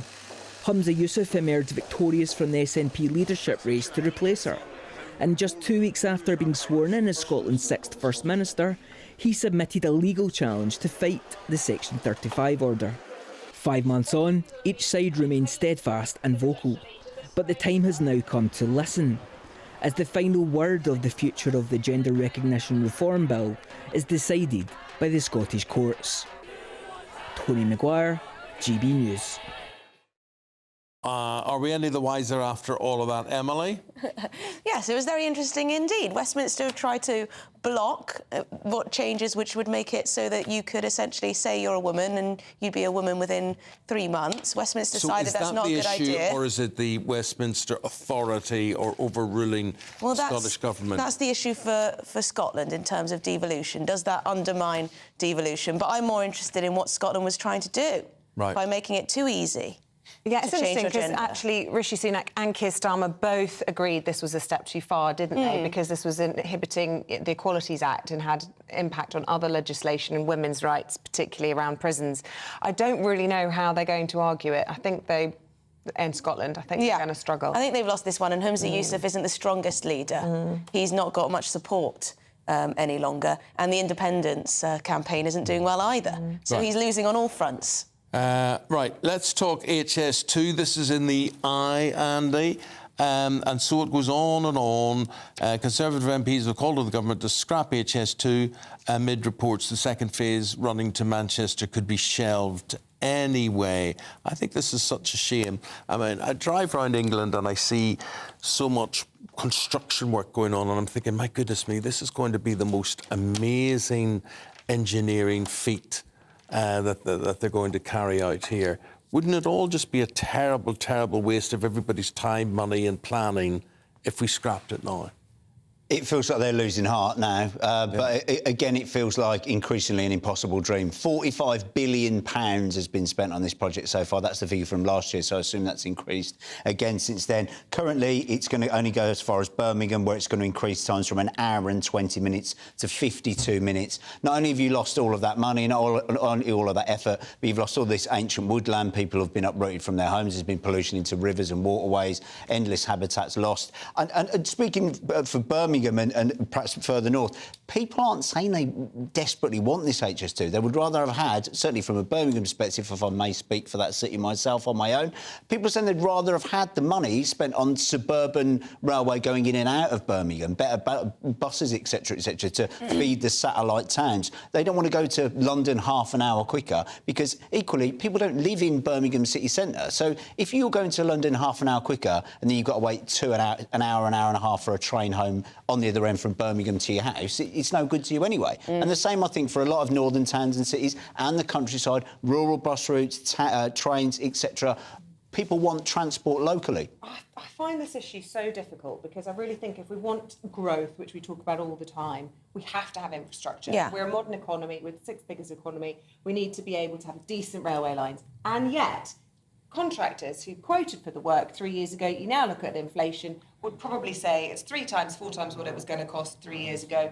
At what point do we say, this enough is enough, we're spending too much money? And on this panel, if you had to make that decision today, go ahead or not, oh my God, it would be so difficult, but perhaps there is a bit of a sunk cost fallacy. You know, you just keep ploughing the money in because we already have, even if actually the benefit's not going to be good. You still save money if you stop now. But it's such a shame because, you know, as Andy says there were so many other things we could do with that money, so many other infrastructure projects that may have made a better... lot of benefits that we don't see yet that will happen if we do Maybe. But I agree with Andy, it would have been better east-west, you know, Leeds to Liverpool and improving all that sort of thing. But such a shame. What a mess. Who plans these things, you know? The problem is we have so many different transport ministers, so many different ministerial figures who have it for sort of 6 months and they give it to someone else. And there's a complete lack of clarity about all of it. OK, I'm going to be completely clear. Here's the weather. That warm feeling inside. From Boxed Boilers. Proud sponsors of weather on GB News. Hello, very good day to you. It is going to be an unsettled day with a lot of cloudy, wet and windy weather around for many of us. A slightly fresher feel than of late too. You can see just how widespread the rain is at the moment, and it is going to be heavy at times. We're going to see totals building up, particularly across parts of northwest England and western Wales. We do have a warning in force with some disruption possible. For many, it's a cloudy and windy picture, though some brightness across far northern parts of Scotland. Temperatures, well, near normal for the time of year. Highs into the low 20s perhaps for some, but in the unsettled weather it's going to feel pretty unpleasant. As we go through the evening, we're going to see this spell of rain gradually making its way east-northeastwards across more northern areas before some further wet and windy weather arrives from the west. It will have some heavy bursts mixed into it, which is why those totals really are going to build up across the next day or so. Temperatures aren't going to drop much. These temperatures are close to what you'd expect during the daytime at this time of year, but it is going to feel unpleasant if you're out early tomorrow in the wind and rain. A cloudy, wet picture again then for many of us tomorrow. You can see that rain does gradually make its way eastward, so by the afternoon it is likely to be affecting more central southern parts of England. Behind it there will be something a bit drier, perhaps brighter, but also plenty of showers. These will be heavy and thundery at times with the risk of some hail, and temperatures near normal for the time of year but feeling unpleasant. That warm feeling inside. From Boxed Boilers. Proud sponsors of weather on GB. What you get for breakfast is something that, if we do our jobs right, you will wake up to news that you didn't know the night before. It's a conversation. It's not just me and Eamonn. We want to get to know you, and we want you to get to know us. From 6, it's Breakfast with Eamonn and Isabel. Monday to Thursdays on GB News. Britain's news channel. Westminster is going around in ever-decreasing circles, followed by the media. Britain is broken. How on earth did we get into this mess? But more importantly, how do we get out of it? Join me at 7 p.m, Mondays to Thursdays on Farage, here on GB News. We will have open, rational debate. We've got to work out how Britain moves forward from this. Join us here on GB News, the People's Channel. Britain is watching. Join me, Andrew Pearce and Bev Turner, Monday to Thursday, 9:30 a.m. Who benefits from that? Not the British public. And on Fridays, join us, Tom Harwood and Ellie Costello from Britain's Newsroom. That's what you get with this show. That's fantastic. If it's happening, we're talking about it on Britain's Newsroom. GB News, Britain's news channel. GB News, unlike other broadcasters, isn't obsessed with the London-Westminster bubble. We think there's a nation beyond the M25, and that's why we talk about the issues that matter across the land. Join me on State of the Nation, 8 to 9 o'clock, Monday to Thursday, on GB News. Daisy's listening, and you should too. People in Britain, they love free speech, but they also love fair play. I don't care if I'm speaking somebody from a trade union, from the Labour Party, somebody from the SNP. And I think the viewers like to see that actually we can challenge one another, but in a positive way.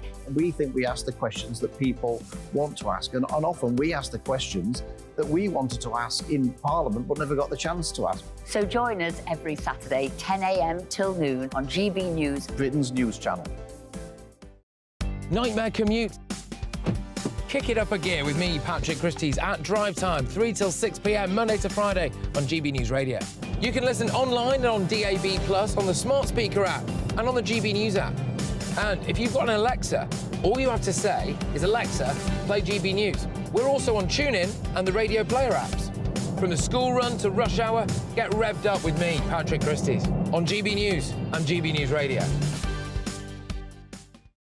First and foremost, I am a GB News fan, and I was before I was working here. Just love the fact that we're asking the questions that a lot of establishment media won't ask. With a bit of a twist, we not only want to inform you, but we want to keep you entertained. It's worth the drive because you get in and the team's all ready and waiting, they're itching to go, and it's a proper little family. GB News is the people's channel. It's the audience that makes the programme sing. We're giving our viewers and our listeners a voice. I see the thousands of your letters, tweets, emails, you name it, coming in. Britain is broken.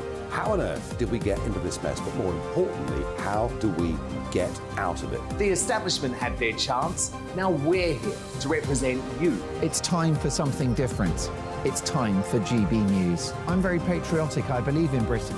Our best days lie ahead. Britain's watching. Britain's watching. Join us here on GB News. The people's channel. Britain's news channel.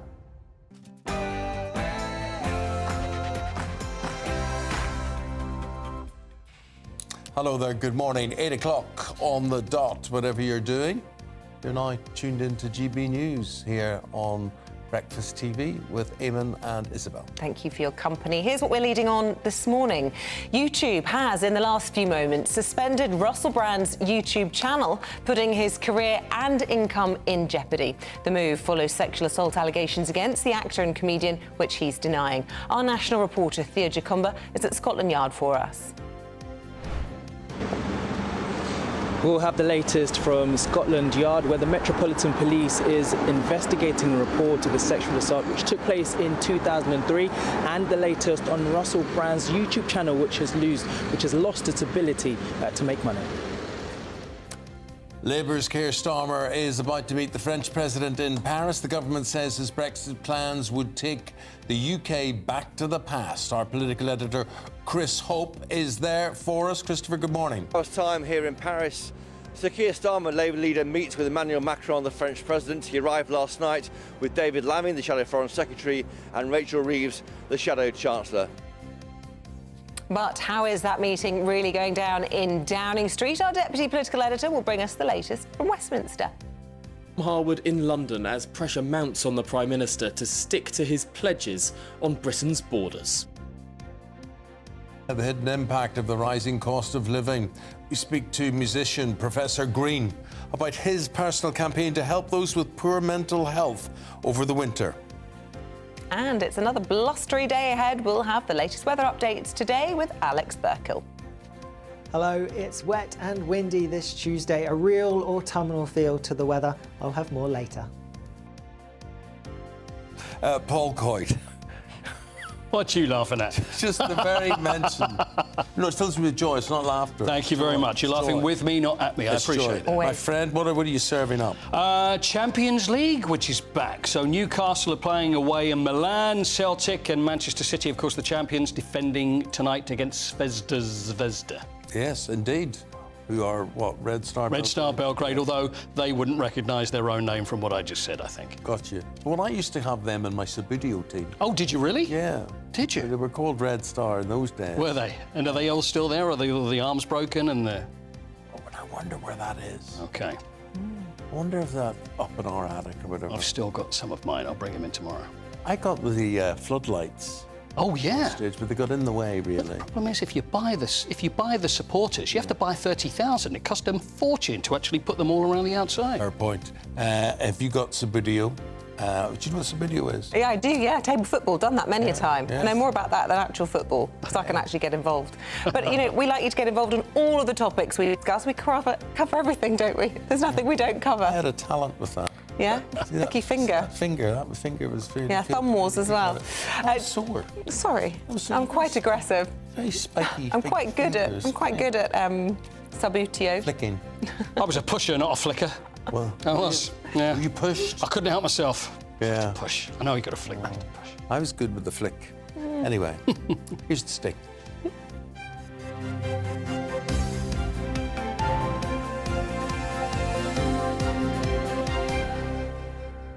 Well, fast-paced story this. Big developments this morning. The very latest in the sexual assault allegations against Russell Brand. And in the last few moments, YouTube have announced that it has suspended monetization of his YouTube channel. They say it violates their creator responsibility policy.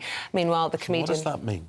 That he can't make money from it. So essentially... So he can still broadcast, he can put out any messages, any defence that he wants. Presumably, as well. yeah. And my interpretation is that means that all ability for him to get any sort of revenue from what he's saying, and that ties in with the fact that his tour has been postponed and Bluebird, his publishers, have also stepped away from him. That's just while this investigation's going on. Lots of people saying this morning, well, hang on a minute, I thought innocent until proven guilty, but it's also appropriate that due process is allowed to be carried out. Well, it still gives him influence to talk, if not exactly earn money from the whole situation. Russell Brand, of course, he denies, and he would use that channel to deny the claims made against him. Well, let's go to Scotland Yard. Our national reporter Theo Jacumba is there for us this morning. Theo, big breaking development this. 6.5 million people would be watching Russell Brand's show. This is, you know, his main earner. Yes, that's right. Well, within the last hour when we spoke about this, did raise that question, what does this mean for new media platforms? For example, YouTube, where he has over 6 million subscribers who watch his videos, and some of those videos to the extent they have so many views to the point where they have some more views than some of the traditional programs that we see on television. It's somewhere where he's able to share freely what he wants to say, but this breaking news, of course, means he's not able to make money from those videos. Now, what tends to happen when you're watching YouTube videos, you have an advert at the beginning, maybe several times, depending on how long the video is, you'll have some adverts which appear during those, and he's able to make money from that. Now, we do have a statement from YouTube, or should I say Google, which says we have suspended monetization on Russell Brand's channel for violating our creator responsibility policy. If a creator's off-platform behavior harms our users, employees or ecosystem, we take action to protect the community. And the company said it has suspended Brand's channel from the YouTube partner program following serious allegations against the creator. This action means that the channel is no longer able to monetize on YouTube. Now, this decision applies to all channels that may have been owned or operated by the 40-year-old, it added.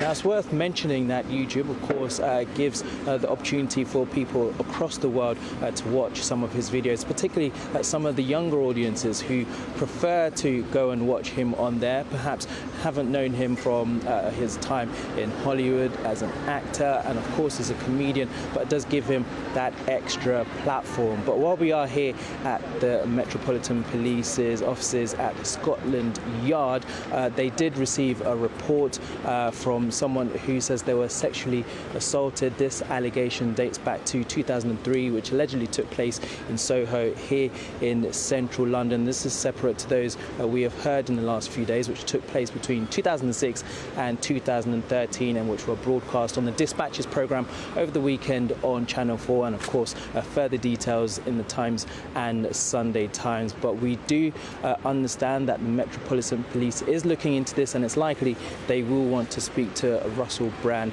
in the near future as more details about what's happened comes to light. Cheers, leave it there.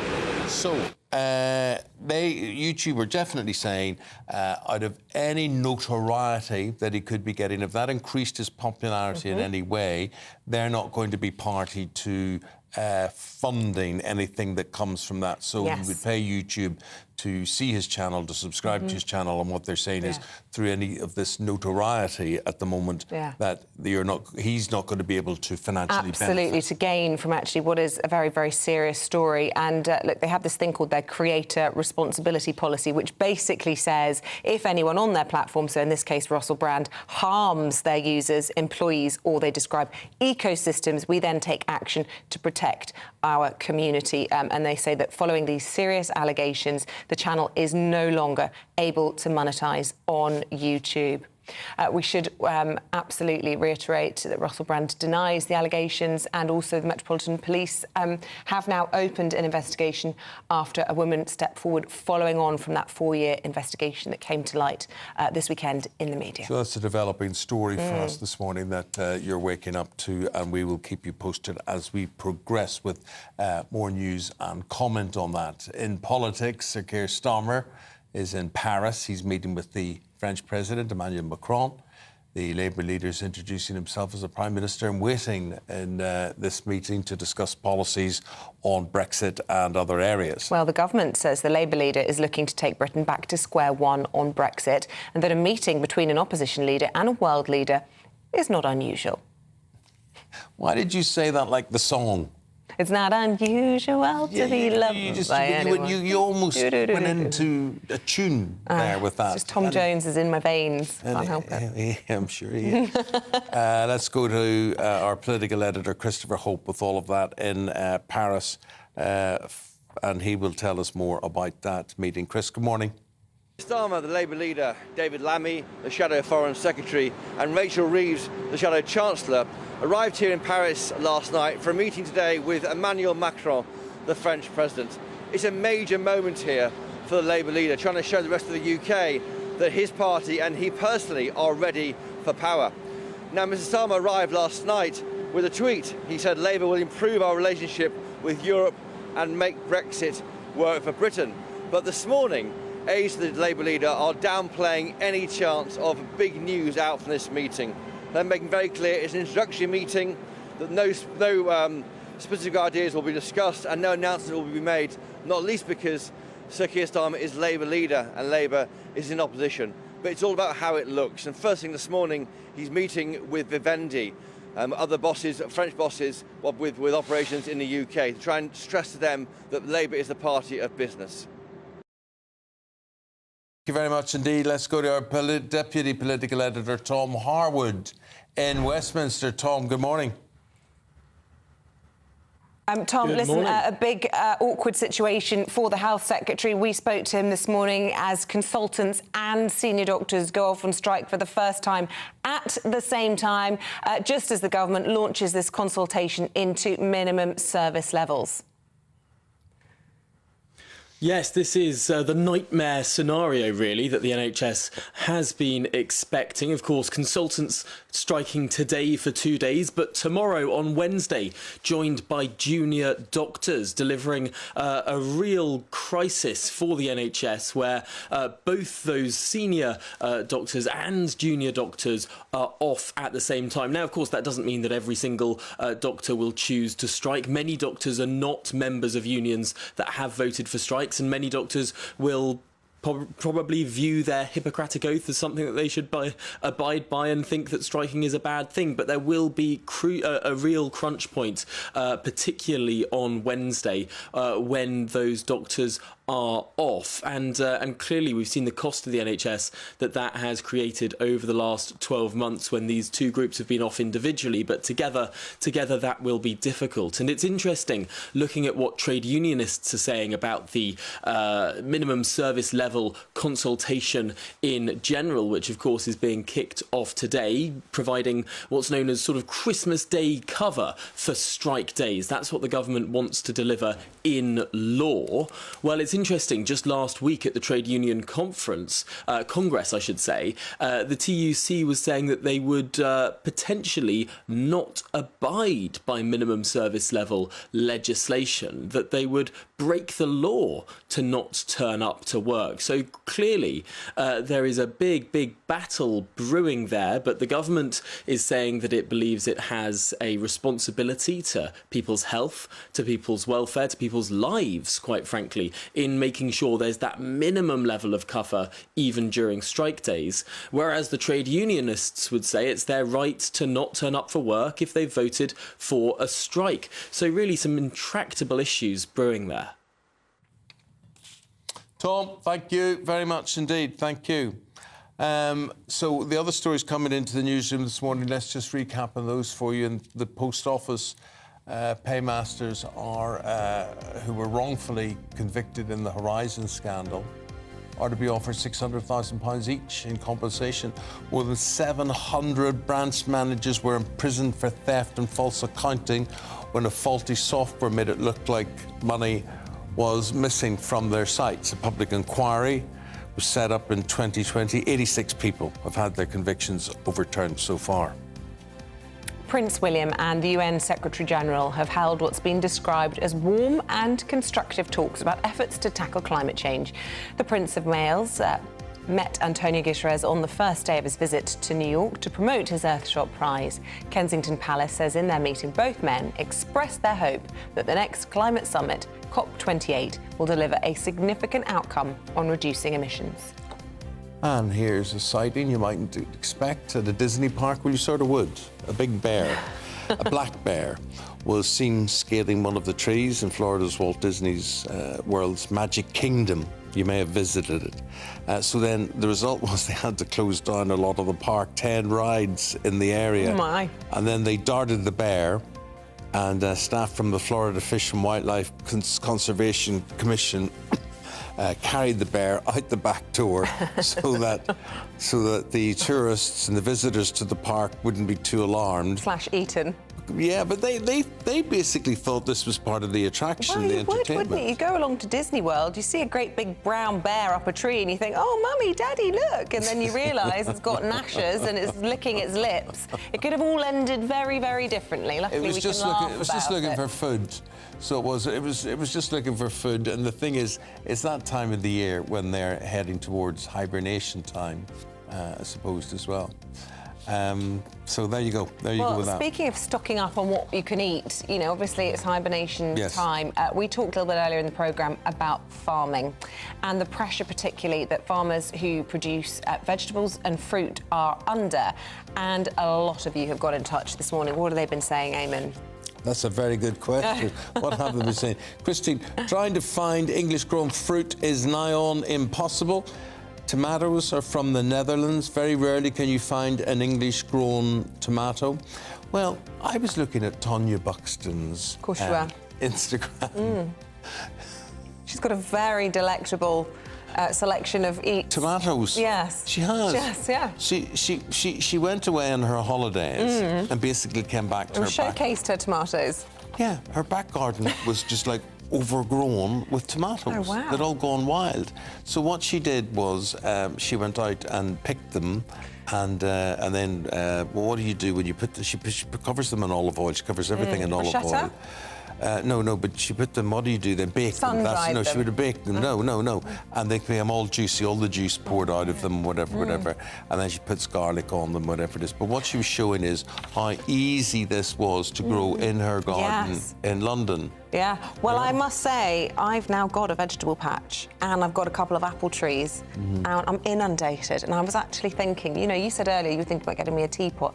I have been contemplating, when I get a spare 5 minutes, making you an apple crumble. Do you like apple crumble? Oh, one of my favourites. If I brought you in an apple crumble, because I'm overrun with apples and rhubarb at the minute. That would be on my lap. I don't want bitter, I don't want crab apples. Oh, no, not crab apples. Lovely Bramley apples. Yeah, and eating apples. See, that would be my last meal, you know, while I was doing apple crumble, yeah. Right, well, sorted. I'll bring you one in. I promise I'm going to bring you one in. There you go.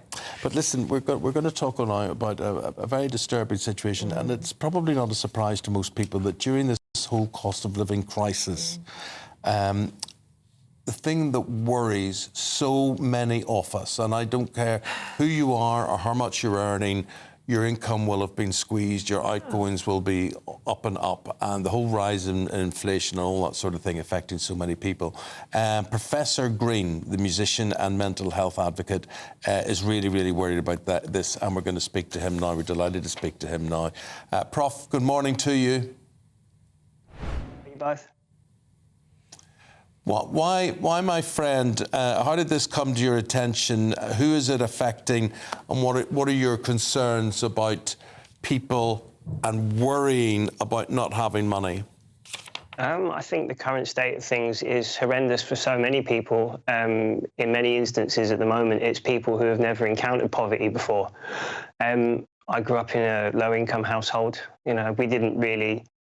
At the time, especially me as a kid, I wouldn't have put things down to the cost of anything crisis. It was just that we were poor, and many of the people that we were, living amongst were in the same situation. But problems at the moment, it's the compounding effects of everything, isn't it? You have energy prices coming down at the same time as the government begins to stops actually subsidising energy bills. So people just can't catch a break, and poverty is stressful. The shame that comes with it, there's isolation, it is really tough. And, you're not poor anymore, obviously, but just talk a little bit about your battles with mental health and how you worry about those people who are still trapped and increasingly trapped in the kind of cycle of feeling like they cannot live within their means. And not seeing light at the end of the tunnel as well, not seeing a way out of it.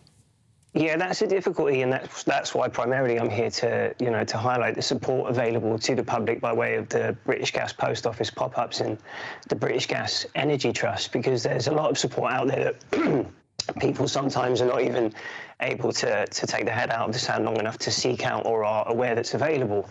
It's, mental health is impacted in so many negative ways by poverty, but not least of all, I think that the shame that comes with the stress of feeling like you can't provide, like you can't afford, and no matter how hard you try, you just can't make ends meet.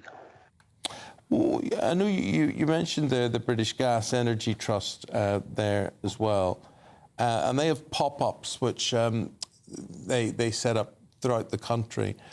Is this about managing your bills as well? Because I'm just thinking the sacrifices a lot of people would have to have made. Obviously, they cut back on certain things, but then to actually sell sort of possessions that they have, be that a painting or be that their car or something else.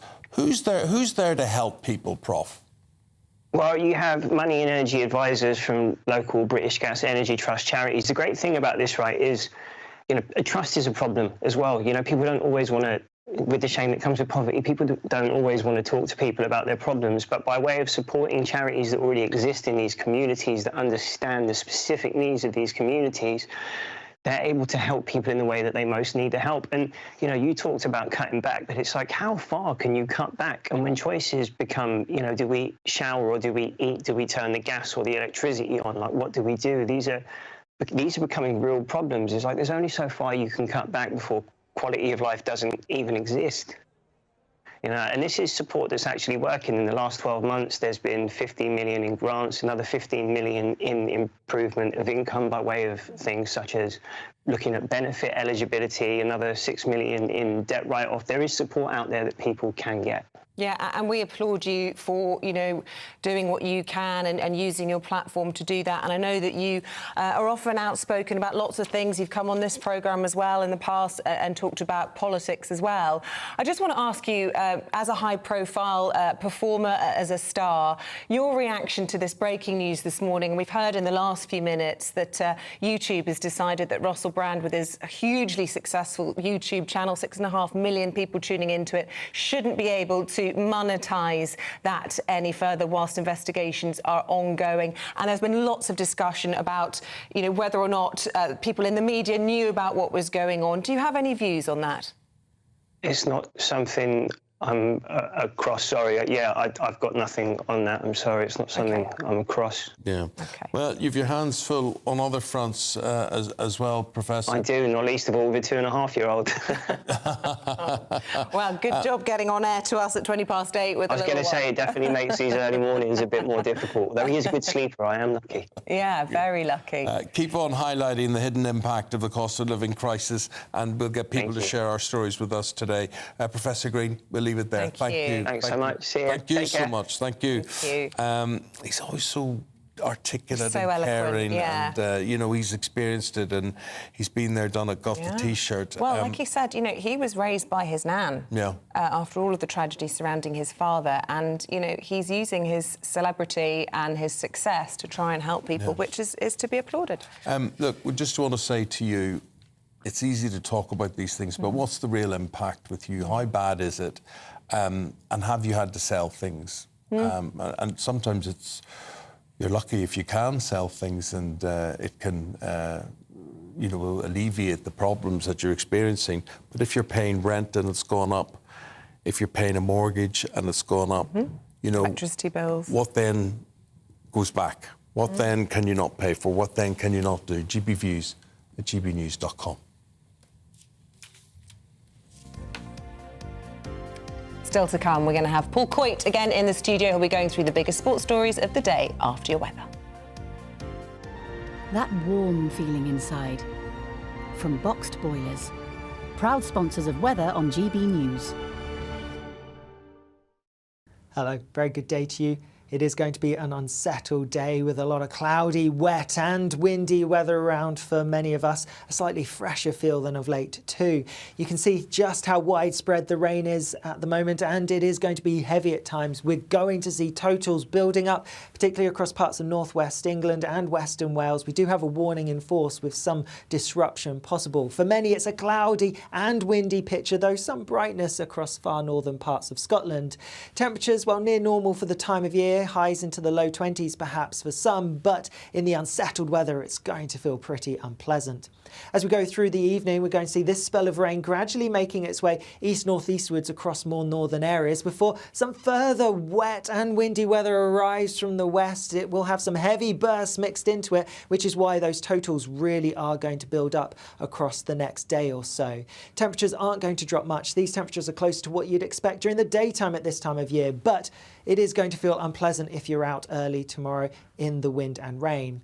A cloudy, wet picture again then for many of us tomorrow. You can see that rain does gradually make its way eastward, so by the afternoon it is likely to be affecting more central southern parts of England. Behind it there will be something a bit drier, perhaps brighter, but also plenty of showers. These will be heavy and thundery at times with the risk of some hail, and temperatures near normal for the time of year but feeling unpleasant. That warm feeling inside. From Boxed Boilers. Proud sponsors of weather on GB News.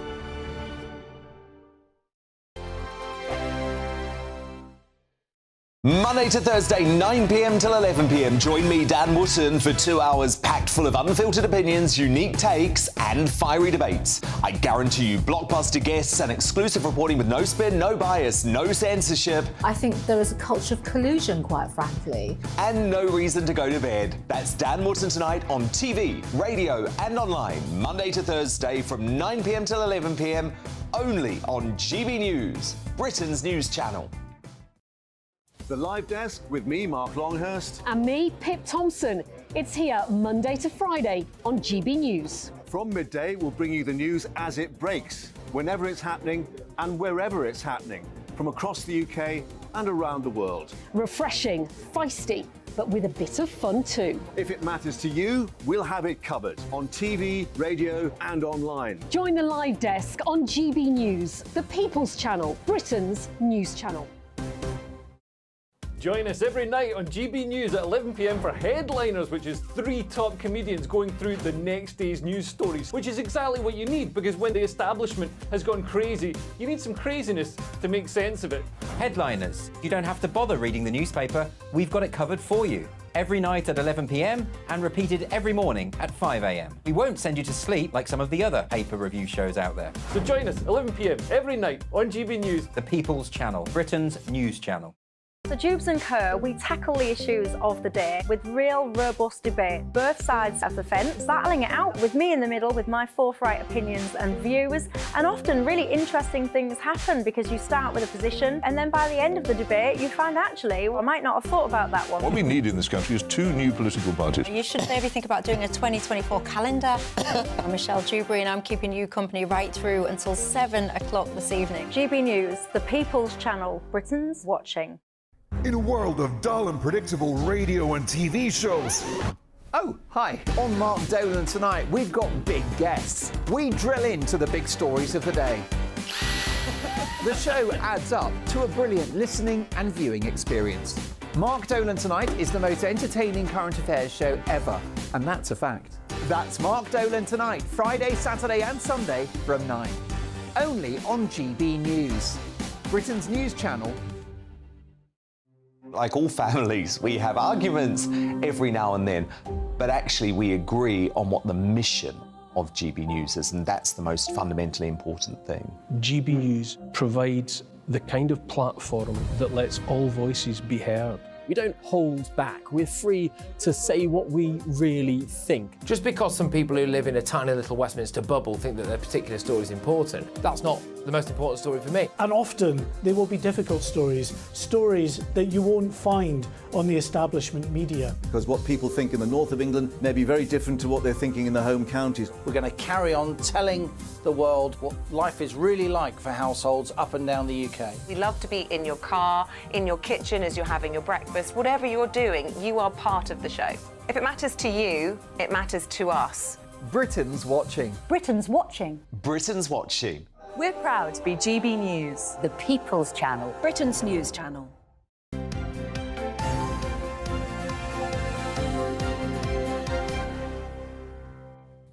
Well, a year ago today, Queen Elizabeth II's state funeral took place as the world stood still to wish Her Majesty a final goodbye after 70 years on the throne. Gosh, it feels like yesterday, doesn't it? It's It absolutely does. flown It by. does. Well, of course, her son Charles had already officially taken over as king, and a recent poll shows that most people think he is doing a good job, though his popularity still pales in comparison to his mother's. Well, it would, wouldn't it? But a year on, we're asking, what are we asking? We're asking if Charles is doing a good job or not. Well, I would have thought he is, but we're joined now by the campaigner Peter Tatchell. Peter, actually, you believe, Peter, that Charles has been a disappointment. And then beside Peter there, showbiz journalist Sarah Robertson, who says he's done a great job. Good morning to both of you. Peter, why are you a bit disappointed with him? Well, the polls indicate slipping support for the royal family and monarchy. Only 29% of the public think the monarchy is very important. That's down from 38% just a year ago. And among young people, only 12% think the monarchy is very important. When it comes to Charles himself, polls show that less than half of the public have a favourable view of King Charles. And overall, people say that nearly half of people say that the royal family are not good role models. Now, there are good reasons for this. King Charles inherited somewhere in the region of almost £2 billion from his mother without paying a penny of inheritance tax. The royal family intervened to force the media to censor aspects of the coronation. And King Charles, he, in the last year, has only done the equivalent of 7 weeks full-time work. That's more than 7 times less than the average employee, yet he gets paid around about £39,000 an hour. £39,000 an hour. That is extraordinary. And on top of that, the government has announced that there's going to be a 45% pay increase for the royal family in the next year. And that is pretty scandalous, given that everybody else is suffering such a severe cost of living crisis. Well, let's see what Sarah Robertson thinks about all of this. I just wonder whether you think you can put a price on the value that the royal family brings, not only in Who pays him this tourism. £39,000 an hour? Where does this come from? Is this part of the inheritance, Peter? No, these figures aren't correct. I'm sorry, Peter, but I don't know where you got your polls from, but that's not true about the poll for the monarchy. 62% of people in a YouGov poll, a recent YouGov poll, believe that the UK should continue to have a monarchy, and 60% think that King Charles is doing a good job. And this figure soars when you get to the over 60s, up to 87% of people believe that the UK should continue to have a monarchy over an elected head of state. Only 11% of people in this country are unsure, and there's only a small percentage, 26%, say that we should have an elected head of state. I mean, can you imagine having someone like Sadiq Khan as our elected head of state? You know, what a terrible mayor he's been, having someone like that over King Charles, who has been a constant, the same as his mother, the late Queen, was a constant for over 70 years in our lives, who cares passionately about this country, who is, I mean, he can be a bit of a tweedy radical, but he wants change. He wants to preserve the crafts and the traditions of the past, but he does want change as well. He's aware of that, and he's a man who's been ahead of his time. He was talking about climate change back in the early 80s, having world leaders like Joe Biden sit on a world stage. He's already a figure on the world stage. Sarah, you believe he's just, he hasn't even got into his stride yet. He's just about to get going. Eamonn. Exactly, Eamonn. This was the first year of mourning after the Queen's death. You're always going to have a period of instability when you have the passing of a monarch, and we are going through a period of instability in this country. So Charles is aware of that. He's had this year to mourn his mother. Now we're going to see that year of mourning has gone. Now we're going to see Charles grab the reins with both hands and go for it. The Queen, Camilla, said he's a man, he's impatient. When he wants something done, he wants it done yesterday. And he will start driving through changes. He will, and he will really start to reign. And I think he's going to be a good king. I really do. And I believe in him. He believes in this country. He really believes in young people. I mean, this is the man who set up the Prince's Trust. How many millions of pounds, how much has he raised and done to help young people in this country, set them on the path to financial freedom, help them with businesses, give them a chance in life? OK, well, just want to put a point from an email that's just come in to Peter Tatchell. Fen Settles emailed in. To be honest, and I'll forgive this comment, if this man and his whiteboard printed agenda is right, that Charles has only worked 7 weeks over the last year, well, then he's working below the minimum hours required to have to pay tax, which is a fair point. Is it really all about money for you? Because a lot of people would say, hang on a minute, look at what's happened to Russia post the royal family. Look at, you know, France, countries that are now Republican. There's a huge hole missing where the royal family used to be, and it's a loss, isn't it? Well, just on the point about the popularity of the royals and the support for an elected head of state, of course, among older people, there's very strong support for maintaining the royal family. But among young people, it's very different. 40% of young people want an elected head of state. 70% of young people say they're not interested in the royal family. When it comes to popularity and alternatives, France doesn't have a royal family, yet tourist income for royal palaces like Versailles is greater than for the royal family here in the UK. Legoland, which is near Windsor Castle, gets more visitors than Windsor Castle. Well, so, with that note, we've got to leave it, guys. We're out of time, but appreciate the comparisons with all of that. I have to say the inbox is more divided than I thought, actually. Yeah, often it's one-sided in our inbox, but this time a few people on both sides. Well, you both put a very good case. Sarah Robertson, thank you. Peter Tatchell, appreciate it. Thank you very much indeed. So Legoland draws more attractions in Windsor than Windsor Castle. Yeah, but do you know what? GB News Breakfast royalty, Paul Coit, he attracts more interest than anything else on here. I love you for that. I love you for that. You know, we talked about Subbuteo earlier. Yeah. And it sort of just rang a bell with me, and I was thinking, I knew I'd met Eamonn a long time ago. No way. I couldn't remember. Look, have a look at this, and then you'll be able to see for yourself. There we are. Look. There we are. And there's going back there. And there's your floodlights. There's your floodlights. And look at, and there's the crowd. It's a bit of a sparse crowd for our game, but it was so expensive to do that. Look at that. And the kids got the flick as well. Yeah, I always find the pitch worked better. That's on a board, right? That's on hardboard. So we did that. Yeah. But you see, now I thought it was better on carpet. Really? But then it rocked up, though. It would rock up and then you have to... You have to have the right carpet. Oh, really? You can't have shaggy pile or anything like that. Oh, see, we used to see, it would never really work. But it's a point of interest. It is.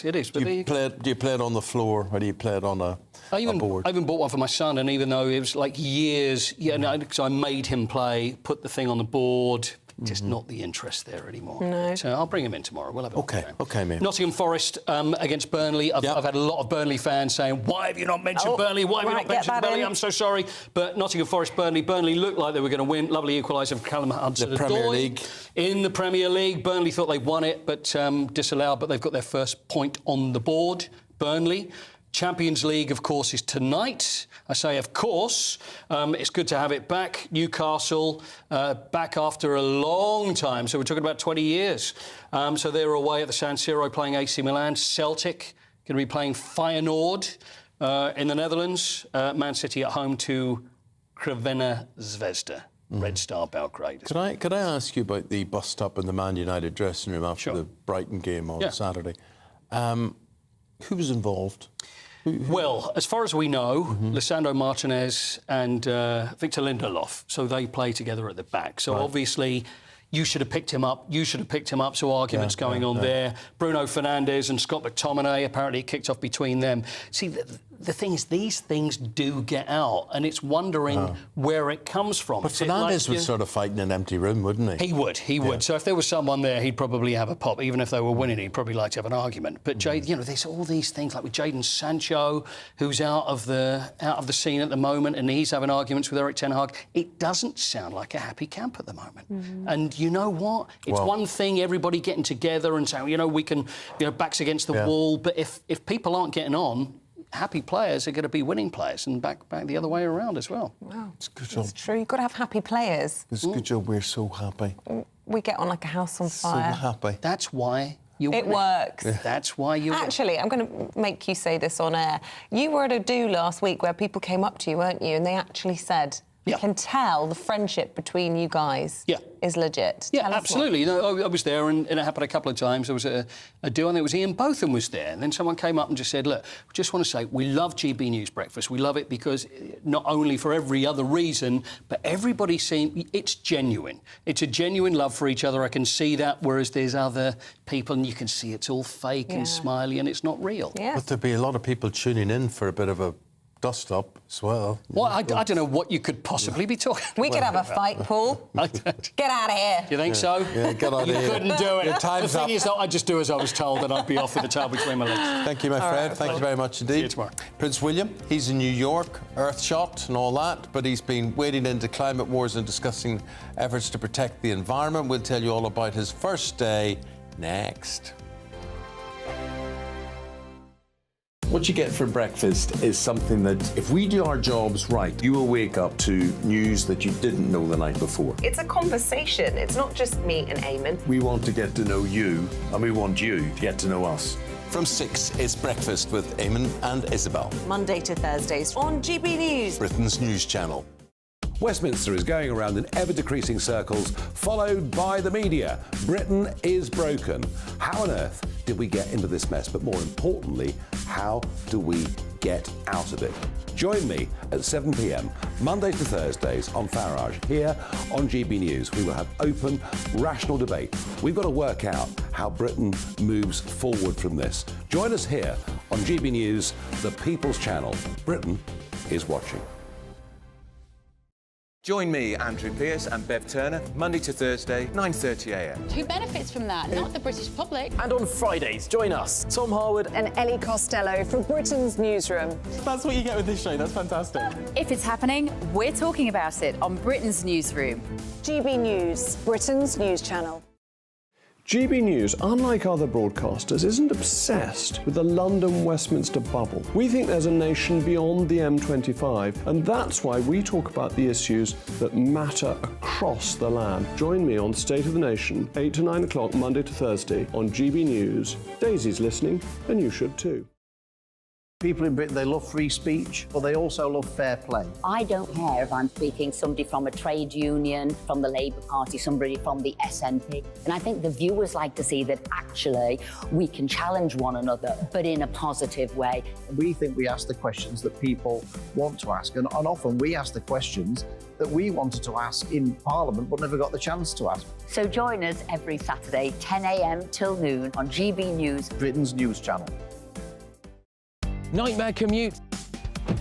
Kick it up a gear with me, Patrick Christie's, at drive time, 3 till 6 p.m, Monday to Friday on GB News Radio. You can listen online and on DAB+, on the smart speaker app and on the GB News app. And if you've got an Alexa, all you have to say is, Alexa, play GB News. We're also on TuneIn and the Radio Player apps. From the school run to rush hour, get revved up with me, Patrick Christie's, on GB News and GB News Radio. First and foremost, I'm a GB News fan, and I was before I was working here. Just love the fact that we're asking the questions that a lot of establishment media won't ask. With a bit of a twist, we not only want to inform you, but we want to keep you entertained. It's worth the drive because you get in and the team's all ready and waiting, they're itching to go, and it's a proper little family. GB News is the people's channel. It's the audience that makes the programme sing. We're giving our viewers and our listeners a voice. I see the thousands of your letters, tweets, emails, you name it, coming in. Britain is broken. How on earth did we get into this mess? But more importantly, how do we get out of it? The establishment had their chance. Now we're here to represent you. It's time for something different. It's time for GB News. I'm very patriotic. I believe in Britain. Our best days lie ahead. Britain's watching. Britain's watching. Join us here on GB News. The people's channel. Britain's news channel.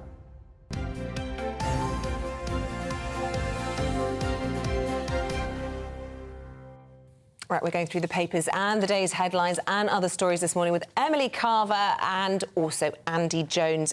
Emily, we're starting with you. The Express have got this campaign ongoing and they're talking today about 190,000 people signing their petition to keep the triple lock. Yes, the Daily Express is always pro-triple lock and they're always banging the drum to keep it. They're concerned that the government may water it down because, of course, the triple lock grants the state pension growth by 2.5% by the rate of annual inflation or by earnings, whichever is highest.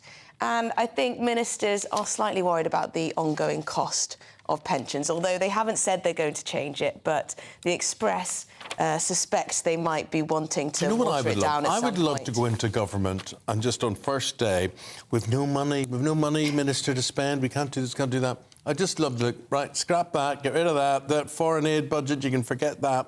Though I'm very keen that we should be helping people, say, in Libya and people in Turkey, people that have experienced these natural disasters that have gone on in all sorts of places. But it's a different form of aid that I would have there instead of the 11 billion that we... No percentage of GDP, no fixed amount. No fixed amount, yeah. But that would be me. I think it'd be quite easy to save money in government. Do you? I do. I do think the public sector's got too big. Yeah, I think it's got massively big, but every time anyone wants to cut anything, it's like someone's just asked you... That 20-mile-an-hour zone everywhere, I don't know how many millions that's cost, right? You say 32.5 million, apparently. Right. Is this really the most important thing we've got to do? And the cost on the economy of that as well, of people driving slower, not buying as much stuff, losing time on the way to work. People don't care about that as a policy. Do you know what I'd scrap? HS2. Yeah. Sorry, it's a disaster. I think... Well, you probably would never have commissioned it in the first place on the basis that it was commissioned. Now. I just feel sorry for everybody in the North East and the North West who haven't got decent rail services across country and whatever.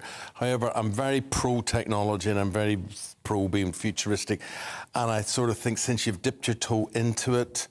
But think of the scars on the landscape, Isabel. I mean, if you stopped it now... A friend of mine had to sell her property because there's a thing going across the back. Yeah. Well, I mean, you've just got in the papers today, and I know we bang on about this sometimes, but £14 million on diversity and inclusion jobs in the NHS. OK, £14 million is a drop in the ocean when it comes to NHS spending, but is that really a priority? That could pay for a few more nurses. I think the NHS model is completely kaput, and I don't think there's any politician out there that I've heard from anyway who's brave enough to say...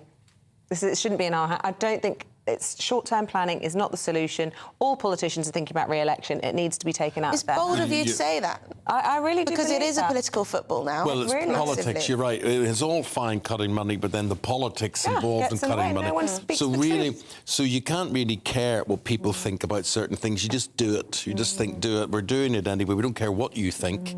We're doing it. If my job's to balance the books and to. Are you the save money. austerity Eamonn?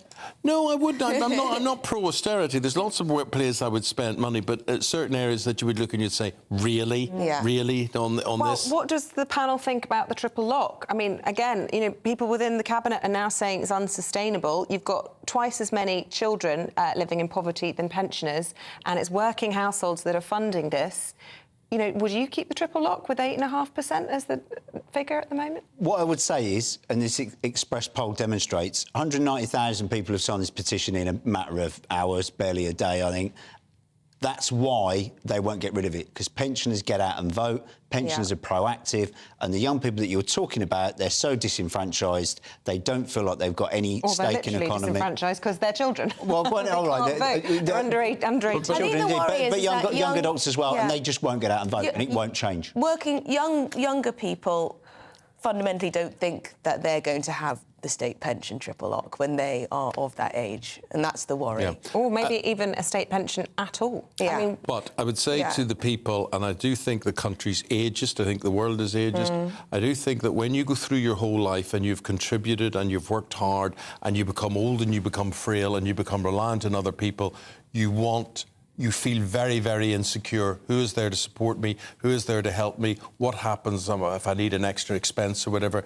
And I think it's all fine saying, if I hear the term again, rich pensioners, that's all, you know, it's in the eye of the beholder, that sort of thing. I do think people deserve this triple lock. I don't like it when young people talk about, oh, there's all these millionaire pensioners. Yeah. OK, probably that's their one asset, and they probably want to hand it over to their children anyway. Yeah, instead, they've got to hand it over to the care home. Well, yeah, exactly. So it's not exactly like they're hoarding huge amounts of money in general. Yeah. Obviously, there will be some massively rich pensioners out there. Wow. Well, listen, can we talk about Liz Truss? She's on a bit of a comeback tour at the minute, and she's basically saying, well, it wasn't me. Everything I decided was right and proper and correct and whatever it is. It's how it was interpreted by the big bad bully boys of the city and their vested interests and all that sort of thing. So a year on, how do we view Liz Truss, Emily? Well, I was actually, why not talk about it? I was in the thick of it, really, because I was working at the Institute of Economic Affairs, which was one of those think tanks that had given Liz Truss quite a lot of advice over the years. And people who worked there knew her quite well. And there was a lot of support for Liz Truss at the time. Now, I didn't support Liz Truss, mostly because I'd met her and I didn't think she was particularly empathetic and maybe didn't have the right personal skills for the job. But lots of people thought, this is the chance to put someone in number 10 who is going to be a proper small state, free marketeer, low tax, let's grow the economy type of person. Unfortunately, she failed at pretty much the first hurdle. And although she did identify a lot of things that are wrong with our economy, she wanted to make big supply side reforms, but she announced tax cuts at the same time as announcing huge spending plans with the energy price cap guarantee, and it all went kaput. Yeah, I don't think she was the first person to spot that a small, small state is what Conservatives want. Actually, all she did was do it too quickly. And to be perfectly honest, there was no humility, no remorse, no acceptance for the impact, the tangible impact that she's had on real people's lives. The execution of it was absolutely dismal. We had a once-in-a-generation opportunity where, just after the Queen had died, the whole world was looking at us, talking about the great pomp and ceremony, Britain is back.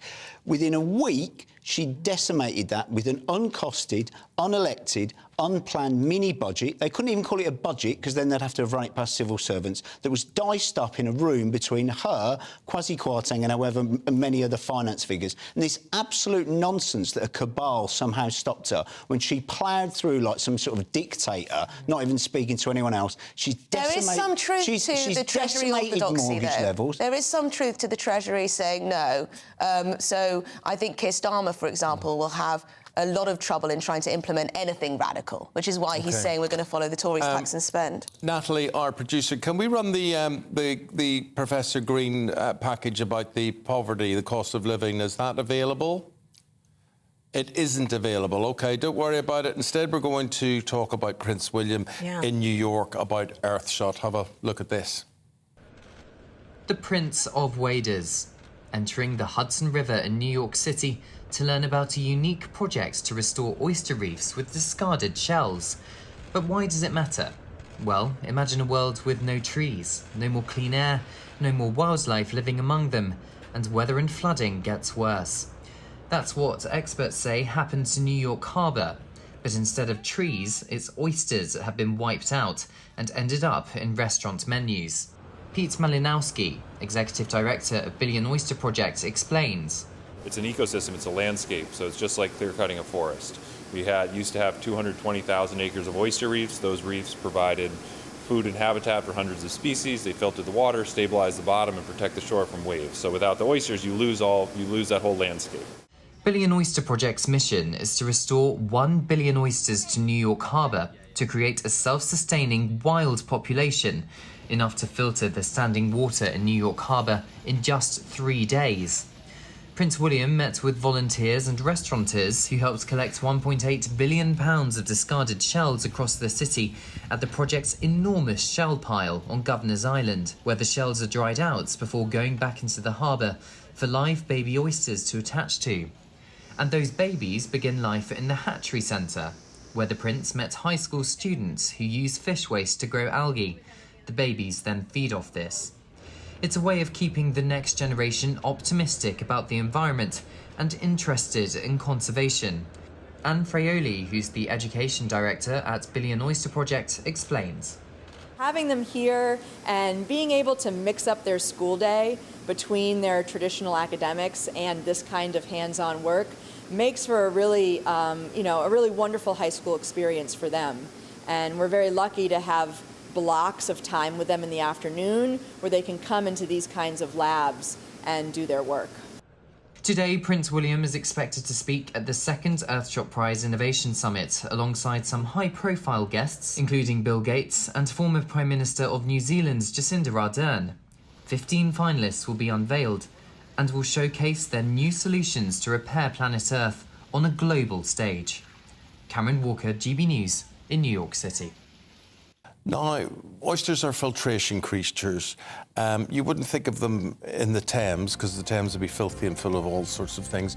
But surely so would New York Harbour or Bay, whatever. But would you want to eat one of those? Think on that. Here's the weather. That warm feeling inside. From Boxed Boilers, proud sponsors of weather on GB News. Hello, very good day to you. It is going to be an unsettled day with a lot of cloudy, wet and windy weather around for many of us. A slightly fresher feel than of late too. You can see just how widespread the rain is at the moment, and it is going to be heavy at times. We're going to see totals building up, particularly across parts of northwest England and western Wales. We do have a warning in force with some disruption possible. For many, it's a cloudy and windy picture, though some brightness across far northern parts of Scotland. Temperatures, well, near normal for the time of year. Highs into the low 20s perhaps for some, but in the unsettled weather it's going to feel pretty unpleasant. As we go through the evening, we're going to see this spell of rain gradually making its way east-northeastwards across more northern areas before some further wet and windy weather arrives from the west. It will have some heavy bursts mixed into it, which is why those totals really are going to build up across the next day or so. Temperatures aren't going to drop much. These temperatures are close to what you'd expect during the daytime at this time of year, but it is going to feel unpleasant if you're out early tomorrow in the wind and rain. A cloudy, wet picture again then for many of us tomorrow. You can see that rain does gradually make its way eastward, so by the afternoon it is likely to be affecting more central southern parts of England. Behind it there will be something a bit drier, perhaps brighter, but also plenty of showers. These will be heavy and thundery at times with the risk of some hail, and temperatures near normal for the time of year but feeling unpleasant. That warm feeling inside. From Boxed Boilers, proud sponsors of weather on GB News.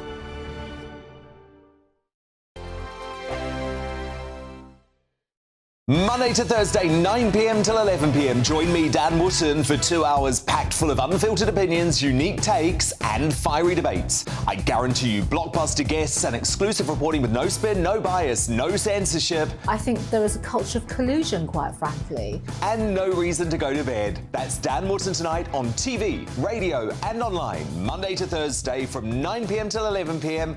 only on GB News, Britain's news channel. The Live Desk with me, Mark Longhurst. And me, Pip Thompson. It's here Monday to Friday on GB News. From midday, we'll bring you the news as it breaks, whenever it's happening and wherever it's happening, from across the UK and around the world. Refreshing, feisty, but with a bit of fun too. If it matters to you, we'll have it covered on TV, radio and online. Join the Live Desk on GB News, the People's Channel, Britain's news channel. Join us every night on GB News at 11 p.m. for Headliners, which is 3 top comedians going through the next day's news stories, which is exactly what you need, because when the establishment has gone crazy, you need some craziness to make sense of it. Headliners. You don't have to bother reading the newspaper. We've got it covered for you. Every night at 11 p.m. and repeated every morning at 5 a.m. We won't send you to sleep like some of the other paper review shows out there. So join us 11 p.m. every night on GB News. The People's Channel, Britain's news channel. So Jubes and Kerr, we tackle the issues of the day with real robust debate, both sides of the fence, battling it out with me in the middle with my forthright opinions and views, and often really interesting things happen because you start with a position and then by the end of the debate you find actually, well, I might not have thought about that one. What we need in this country is 2 new political parties. You should maybe think about doing a 2024 calendar. I'm Michelle Dewberry and I'm keeping you company right through until 7 o'clock this evening. GB News, the People's Channel, Britain's watching. In a world of dull and predictable radio and TV shows. Oh, hi. On Mark Dolan tonight, we've got big guests. We drill into the big stories of the day. The show adds up to a brilliant listening and viewing experience. Mark Dolan Tonight is the most entertaining current affairs show ever, and that's a fact. That's Mark Dolan Tonight, Friday, Saturday and Sunday from 9. Only on GB News, Britain's news channel. Like all families, we have arguments every now and then, but actually we agree on what the mission of GB News is, and that's the most fundamentally important thing. GB News provides the kind of platform that lets all voices be heard. We don't hold back. We're free to say what we really think. Just because some people who live in a tiny little Westminster bubble think that their particular story is important, that's not the most important story for me. And often there will be difficult stories, stories that you won't find on the establishment media. Because what people think in the north of England may be very different to what they're thinking in their home counties. We're going to carry on telling the world what life is really like for households up and down the UK. We love to be in your car, in your kitchen as you're having your breakfast, whatever you're doing, you are part of the show.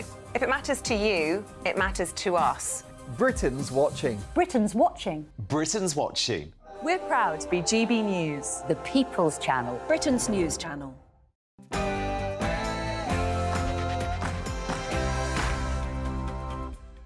Very good morning to you. Welcome to the programme. It's just gone. Good morning to you. It's just gone 9 o'clock. It is Tuesday, the 19th of September. Thank you for your company. You're tuned into Breakfast on GB News with Eamonn and Isabel. Well, wherever you are, here are the stories that we've been covering so far this morning on our breakfast show. YouTube has suspended the monetisation of Russell Brand's channel, putting his career and income in jeopardy. The move follows sexual assault allegations against the actor and comedian, which he's denying. Our national reporter Theo Jacumba is at Scotland Yard for us. We'll have the latest from New Scotland Yard, where the Metropolitan Police have received an alleged sexual assault which took place in 2003 in London, and we'll have the latest on Russell Brand's YouTube channel, which has been stripped of its ability to make money. Labour's Keir Starmer has arrived in Paris. These pictures just in. He's about to meet the French president to discuss post-Brexit plans should he become Prime Minister. As consultants and junior doctors walk out together for the first time, what is the government going to do to stop these strikes? Well, the Health Secretary told us this morning he wants to protect the right to strike, but also the lives of patients. What we're consulting on is similar to what other countries have, such as France or Italy or Spain, where people have the right to strike. We recognise that's an important right, but we also protect time-critical services in hospital, like chemotherapy, like dialysis, so that those are still provided, notwithstanding the disruption perhaps to hip and knee operations or to outpatient services. So that's what we're consulting on. It's important we protect patients alongside recognising the right to strike. Well, the Health Secretary's got a very nice tan there. I wondered, did he get it? Well, it was sunny on Saturday. It was really sunny, but not so anymore. No, and we've had a few days of awfulness anyway. And what else is going to happen? Let's find out. On duty, Alex Burkham. Hello, it's wet and windy this Tuesday, a real autumnal feel to the weather. I'll have more later. So you were actually sunbathing on Saturday? Well, I sat in my deck chair for about 5 minutes before I whizzed off to do something. Can't remember what on Saturday. Oh, something. Anyway, never mind. Skydiving. Whatever you're doing, you're listening to us on radio, you're watching us on television, you can join in any of the discussions by emailing gbviews@gbnews.com, or you can tweet at gbnews.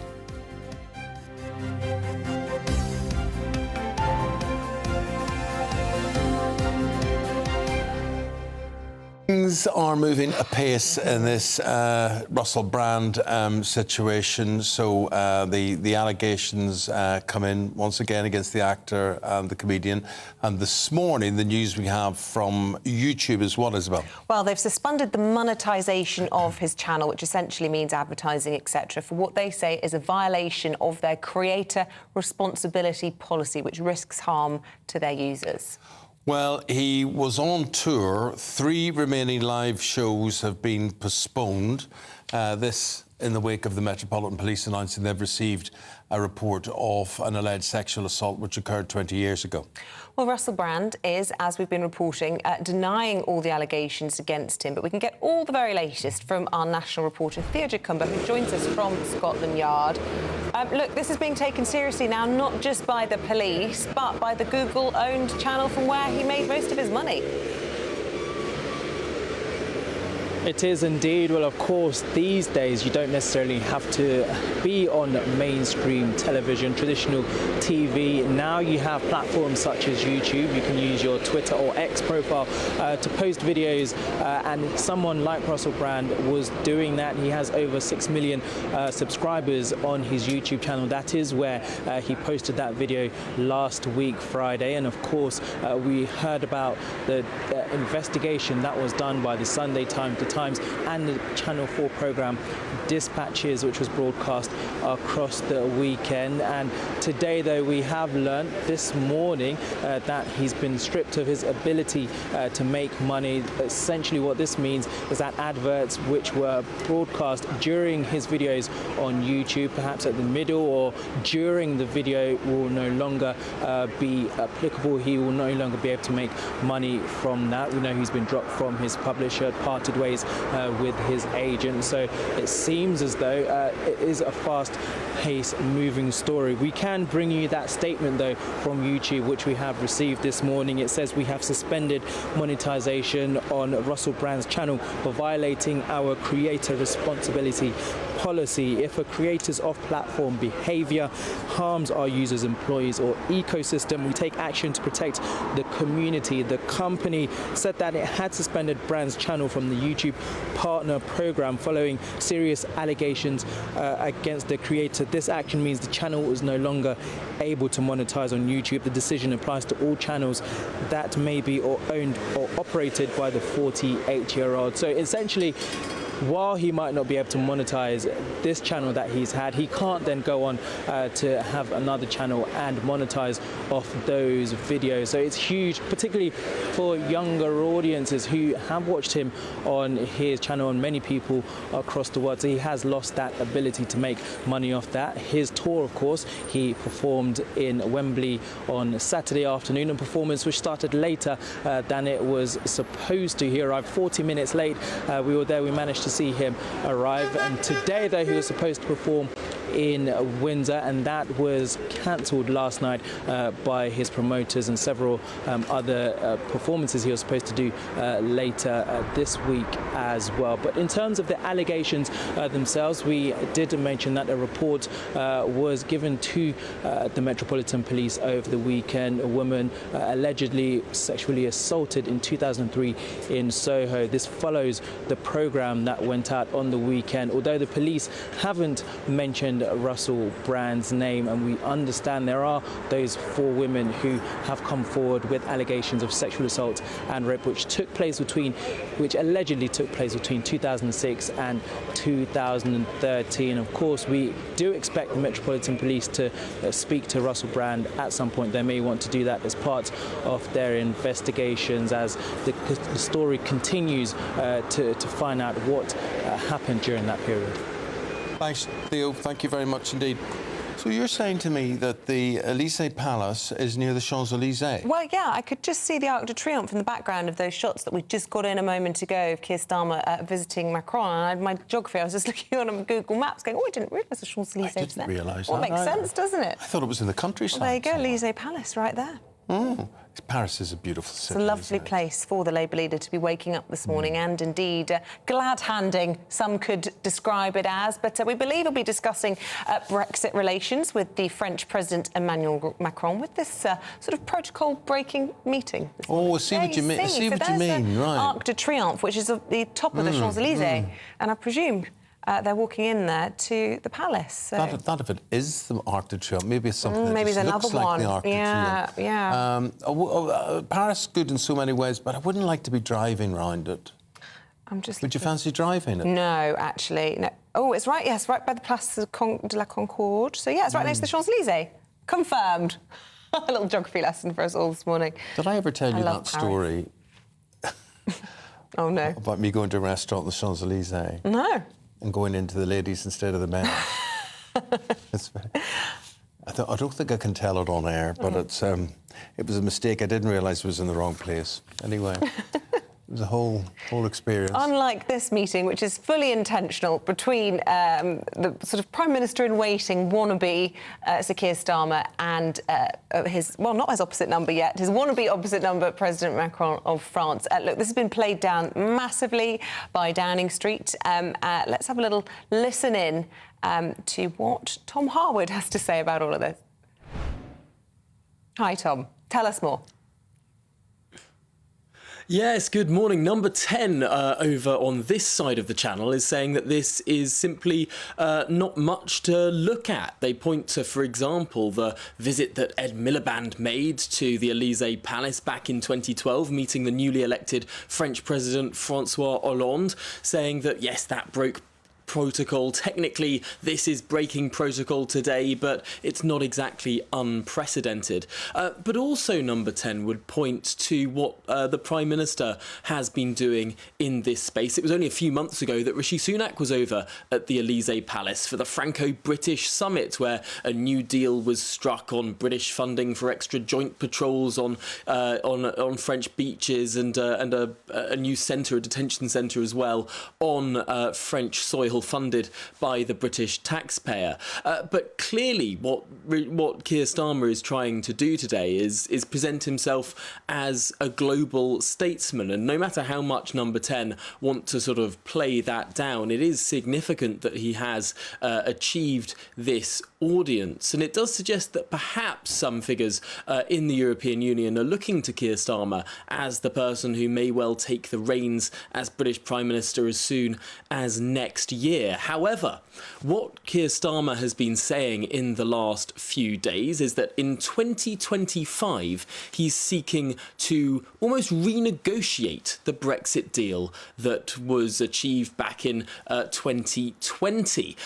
Keir Starmer is saying that this deal is up for review, as it is, in 2025, and he'd want to have a closer relationship with the European Union, although staying outside of the single market and the customs union.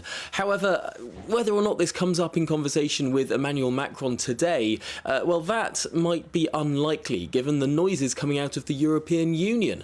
They're saying that such a profound renegotiation is not particularly in their interests. Okay, Thanks, Tom. Thank you very much indeed. We've got Andrew Pearce coming up at 9:30 this morning. This Russell Brand story continues to move today. As I thought it would. It's going to continue to grow and escalate, and the decision by YouTube to no longer monetise what he's doing there will hit him in the pocket. Even though his shows have been cancelled, we know the police are now looking at, not investigating it, but they're looking at the woman who's come forward in response to the Sunday Times investigation, which I think is first journalism at its best. 4 years of first-class investigative journalism. It's a huge, huge story. It's a huge story, and the other big story is how are you and Bev going to get on today? Who knows? I mean, you know my view on her tweet. I thought her tweet was outrageous and reckless, and I still do. And I've been buoyed by the support I've had from people saying, well done for calling it out. The interesting thing is this story will move, and people say you're innocent until proved guilty and whatever, but the pattern that is evolving here and the sheer amount of claims that are coming in against him cannot be a good position for him to be in. Exactly. Look, YouTube don't cancel people lightly. That's been one of the criticisms of many of us who work in the mainstream media, which some of my co-presenters think is the devil incarnate. But is that YouTube, you can do what you like on YouTube. It's like the unregulated time. They don't have the regulations that we have here with Ofcom and that the printed press have. But for them to take that action is a very serious step. Okay, thank you. We've got to say goodbye to you, Andrew. Good luck at 9:30. We've got the Shadow Economic Secretary to the Treasury available to talk to, and that's Julep Siddiq. Good morning to you, Miss Siddiq. Can you hear me okay? Good morning. All good, all good. Right, so Keir Starmer's in Paris. What do you think he wants to achieve? What's he going to come away with? Well, I think Keir is hoping to achieve more of a stronger Brexit deal, and that's why he's in Paris. He's a bit worried about the fact, as we all are, that the government have botched this Brexit deal. It's a bit too thin. If you look at countries like New Zealand and Canada, they've actually got a stronger Brexit deal. They've got some veterinary agreements, which makes it easier for businesses to cut red tape. But the main thing that Keir wants to focus on when he is in Paris is about a security agreement with the EU, so that we're in a situation where, for example, if an Italian man has been accused of something dangerous, for example, people smuggling or being involved in a gang, then the UK authorities will be aware of that, and it will make it easier to make sure that criminals can't travel between countries in the EU. There'll be lots of people listening to this, though, who will be suspicious of somebody who is going out, breaking protocol when, it isn't his role, really, to be meeting President Macron and trying to tackle an issue with controversial plans. I mean, we heard from the government this morning, they believe that this migrant swap that was proposed last week is effectively signing back up to EU control to migrant quotas decided by them. I don't think Keir is breaking protocol in any way. He's being a responsible leader of the opposition. There will be an election, no matter what, in the next year. And when that election happens, if we are in government, we want to be prepared to have a stronger relationship with the EU. They're our closest trading partners, and we don't want to engage in divisive rhetoric. So what he's doing is going out there, establishing a stronger relationship with President Macron, and he's always meeting international world leaders. This isn't unusual, and what he's trying to do is secure the borders of our country and making sure that we keep ourselves safe. If anything, I think it's not breaking protocol, it's actually being very responsible as potentially the party that may be in government next time. Yeah, but, he's got his work cut out with trying to renegotiate any deal with Europe. There's no appetite from them. In fact, I've heard him described as delusional by Brussels. I think it's wrong to say that there's no appetite for them. I think that if you look at other countries, and previously I mentioned New Zealand and Canada, they have managed to negotiate better deals than we have as a country, our Brexit deal at the moment, I'm sure everyone will agree, is quite thin, and the government have botched it up. So I think if we can go and try and get a stronger relationship, it can only help the country when it comes to trading, in terms of security, in terms of the economy. So for me, Keir is doing absolutely the right thing, and I don't think at all in any way it's delusional when it comes to an opposition leader wanting to go and speak to someone who's in government and saying, look, if we do win the next election, this is how we want to be prepared. Tulip, talking about delusional, and if you do win the next election, is HS2 delusional? It's something we've been talking about on the programme this morning. And basically, what I'm trying to ask you is, would Labour commit to HS2, or do you feel at this stage you could commit to HS2 in full? What do you think the future holds as the Shadow Economic Secretary to the Treasury for the rail line? We want to see HS2 delivered. There was, as you know, a leak, and there was a document that said that perhaps the North would be taken out of the plans for HS2. And our question, urgent question in the House yesterday, which you may have seen, we were hoping for some answers of where HS2 would start, where it would stop, and also wanted some answers on this leaked document that came out. Unfortunately, in the urgent question in Parliament, which you may have watched yesterday, there was absolutely no clarity from the government minister about where it would start, where it would stop, how much it would cost, and whether the North will actually be left out. Nothing was said of that. To the point where actually Conservative MPs started getting frustrated and asking questions about this, because obviously HS2 has been in the making for a long time and they want some clarity on it. Now, what we want to know as a responsible opposition is, if it's going to cost more, how much are the revised costs? Because it wouldn't be very responsible for us to try and say, we commit fully until we know what the revised costs are and what the practicalities are. So we're asking the government to come clean, to tell us whether the leak was wrong or right, and then we'll make a decision based on that. But what we do know is that we definitely want HS2 to be delivered. So, but at the moment, the jury's still out until you know those figures. Tulip Siddiq, thank you very much indeed for your time. Got to leave it there. Busy day for you as well, so we'll say goodbye to you. Thank you. Stay with us. We are commemorating and reflecting on all that's happened in the 1 year today since Her Majesty's funeral. What you get for breakfast is something that, if we do our jobs right, you will wake up to news that you didn't know the night before. It's a conversation. It's not just me and Eamonn. We want to get to know you, and we want you to get to know us. From 6, it's Breakfast with Eamonn and Isabel. Monday to Thursdays on GB News, Britain's news channel. Westminster is going around in ever-decreasing circles, followed by the media. Britain is broken. How on earth did we get into this mess? But more importantly, how do we get out of it?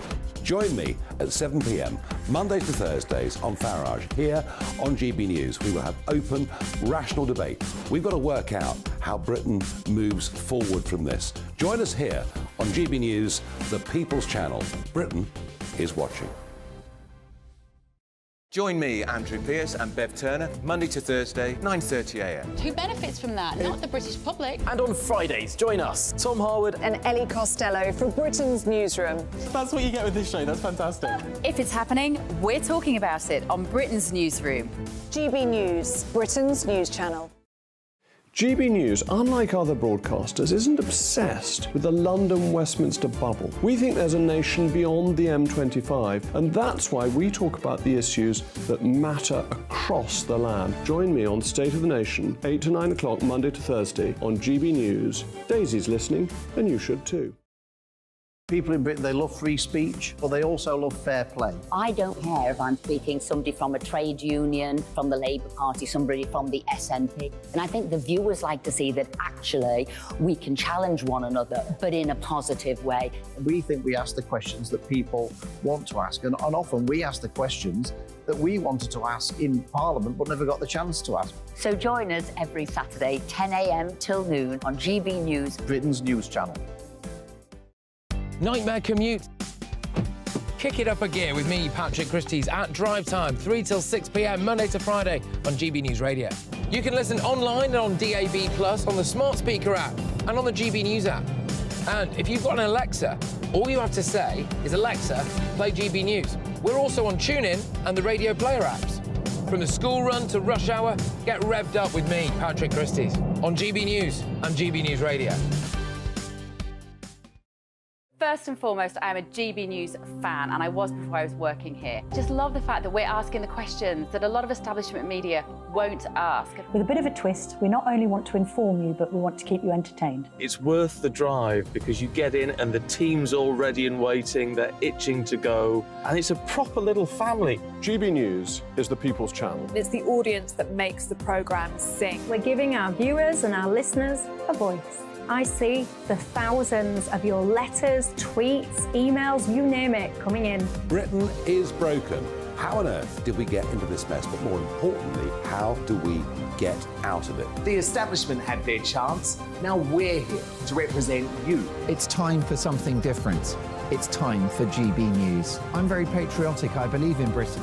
Our best days lie ahead. Britain's watching. Britain's watching. Join us here on GB News. The People's Channel. Britain's news channel.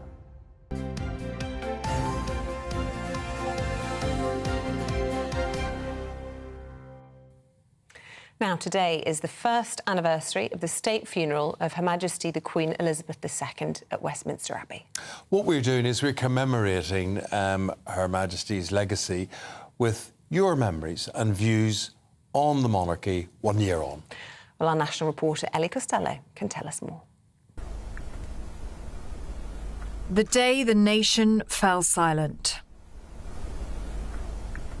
After lying in state for 4 days, Queen Elizabeth II's coffin was taken in procession on the state gun carriage for the short journey from the Palace of Westminster to the Abbey for the state funeral.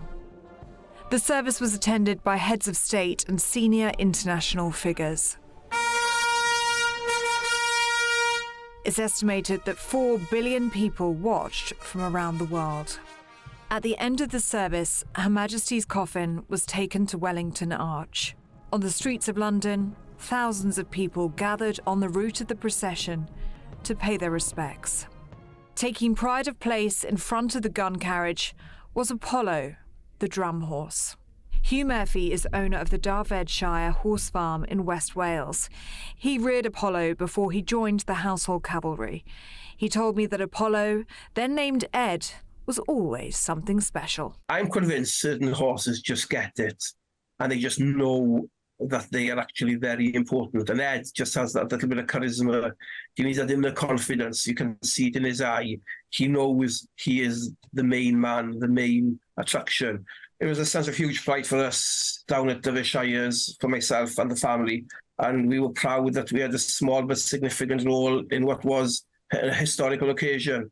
For some, the emotion became too much. It's one of the things, of course, monarchy does. It gives you that collective sense of identity. The monarch, their family, goes through the ordinary processes of human life, of birth, of marriage, of death, of children, of middle age, of old age. But you do it on a bigger, grander scale. Once the coffin reached Wellington Arch, it was placed in the state hearse. Her Majesty left London for the last time on her final journey to Windsor, the castle that held a special place in her heart.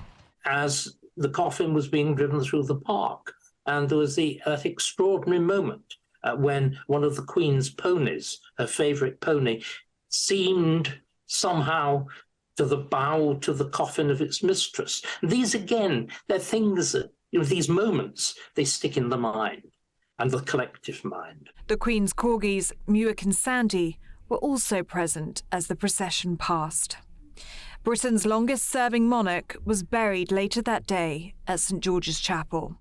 After a 70-year reign, Queen Elizabeth II was laid to rest next to her beloved husband, Prince Philip. Ellie Costello, GB News. What we've also done is got videos from you and paying your homage to the late Queen. So we've put a few of them together from Christine, from Anita, from Peter, from Diana, and here they are. I have missed our Queen in the last year. She was such a dignified individual, so witty, and was such a positive force for our country. However, her son King Charles has waited a long time to fulfil his destiny. He is certainly different from his mother, but he shares the same sense of humour and the same stoicism, although he clearly doesn't have an awful lot of patience. It's been a year since the funeral of the late Queen, and what a strange year it's been. I miss her still every day, but I have to say that that old adage, the apple doesn't fall far from the tree, certainly applies in the case of our new king. He served us well this last year, and I'm looking forward to many more years to come. He's obviously learned the lesson by watching his mother. Do I miss the Queen? Oh, undoubtedly. Is Charlie doing a good job? To a point, but he does need to keep his nose out of politics. And have the royal family got a future? Well, as long as Andrew and Harry have got nothing to do with it, I think the future is secure. God save... Rest in peace, Your Majesty.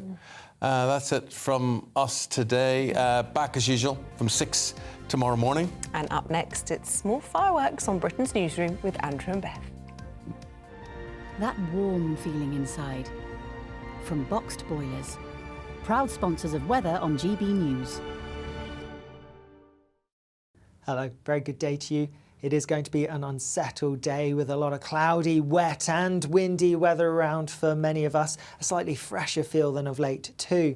You can see just how widespread the rain is at the moment, and it is going to be heavy at times. We're going to see totals building up, particularly across parts of northwest England and western Wales. We do have a warning in force with some disruption possible. For many, it's a cloudy and windy picture, though some brightness across far northern parts of Scotland. Temperatures, well, near normal for the time of year. Highs into the low 20s perhaps for some, but in the unsettled weather it's going to feel pretty unpleasant. As we go through the evening, we're going to see this spell of rain gradually making its way east-northeastwards across more northern areas before some further wet and windy weather arrives from the west. It will have some heavy bursts mixed into it, which is why those totals really are going to build up across the next day or so. Temperatures aren't going to drop much. These temperatures are close to what you'd expect during the daytime at this time of year, but it is going to feel unpleasant if you're out early tomorrow in the wind and rain. A cloudy, wet picture again then for many of us tomorrow. You can see that rain does gradually make its way eastward, so by the afternoon it is likely to be affecting more central southern parts of England. Behind it there will be something a bit drier, perhaps brighter, but also plenty of showers. These will be heavy and thundery at times with the risk of some hail, and temperatures near normal for the time of year but feeling unpleasant. That warm feeling inside. From Boxed Boilers. Proud sponsors of weather on GBNews. Morning. Morning. Well, more Russell Brand, big story, bigger story than ever, of course, today, because YouTube is saying they no longer monetise his work on the channel. He's losing his shows.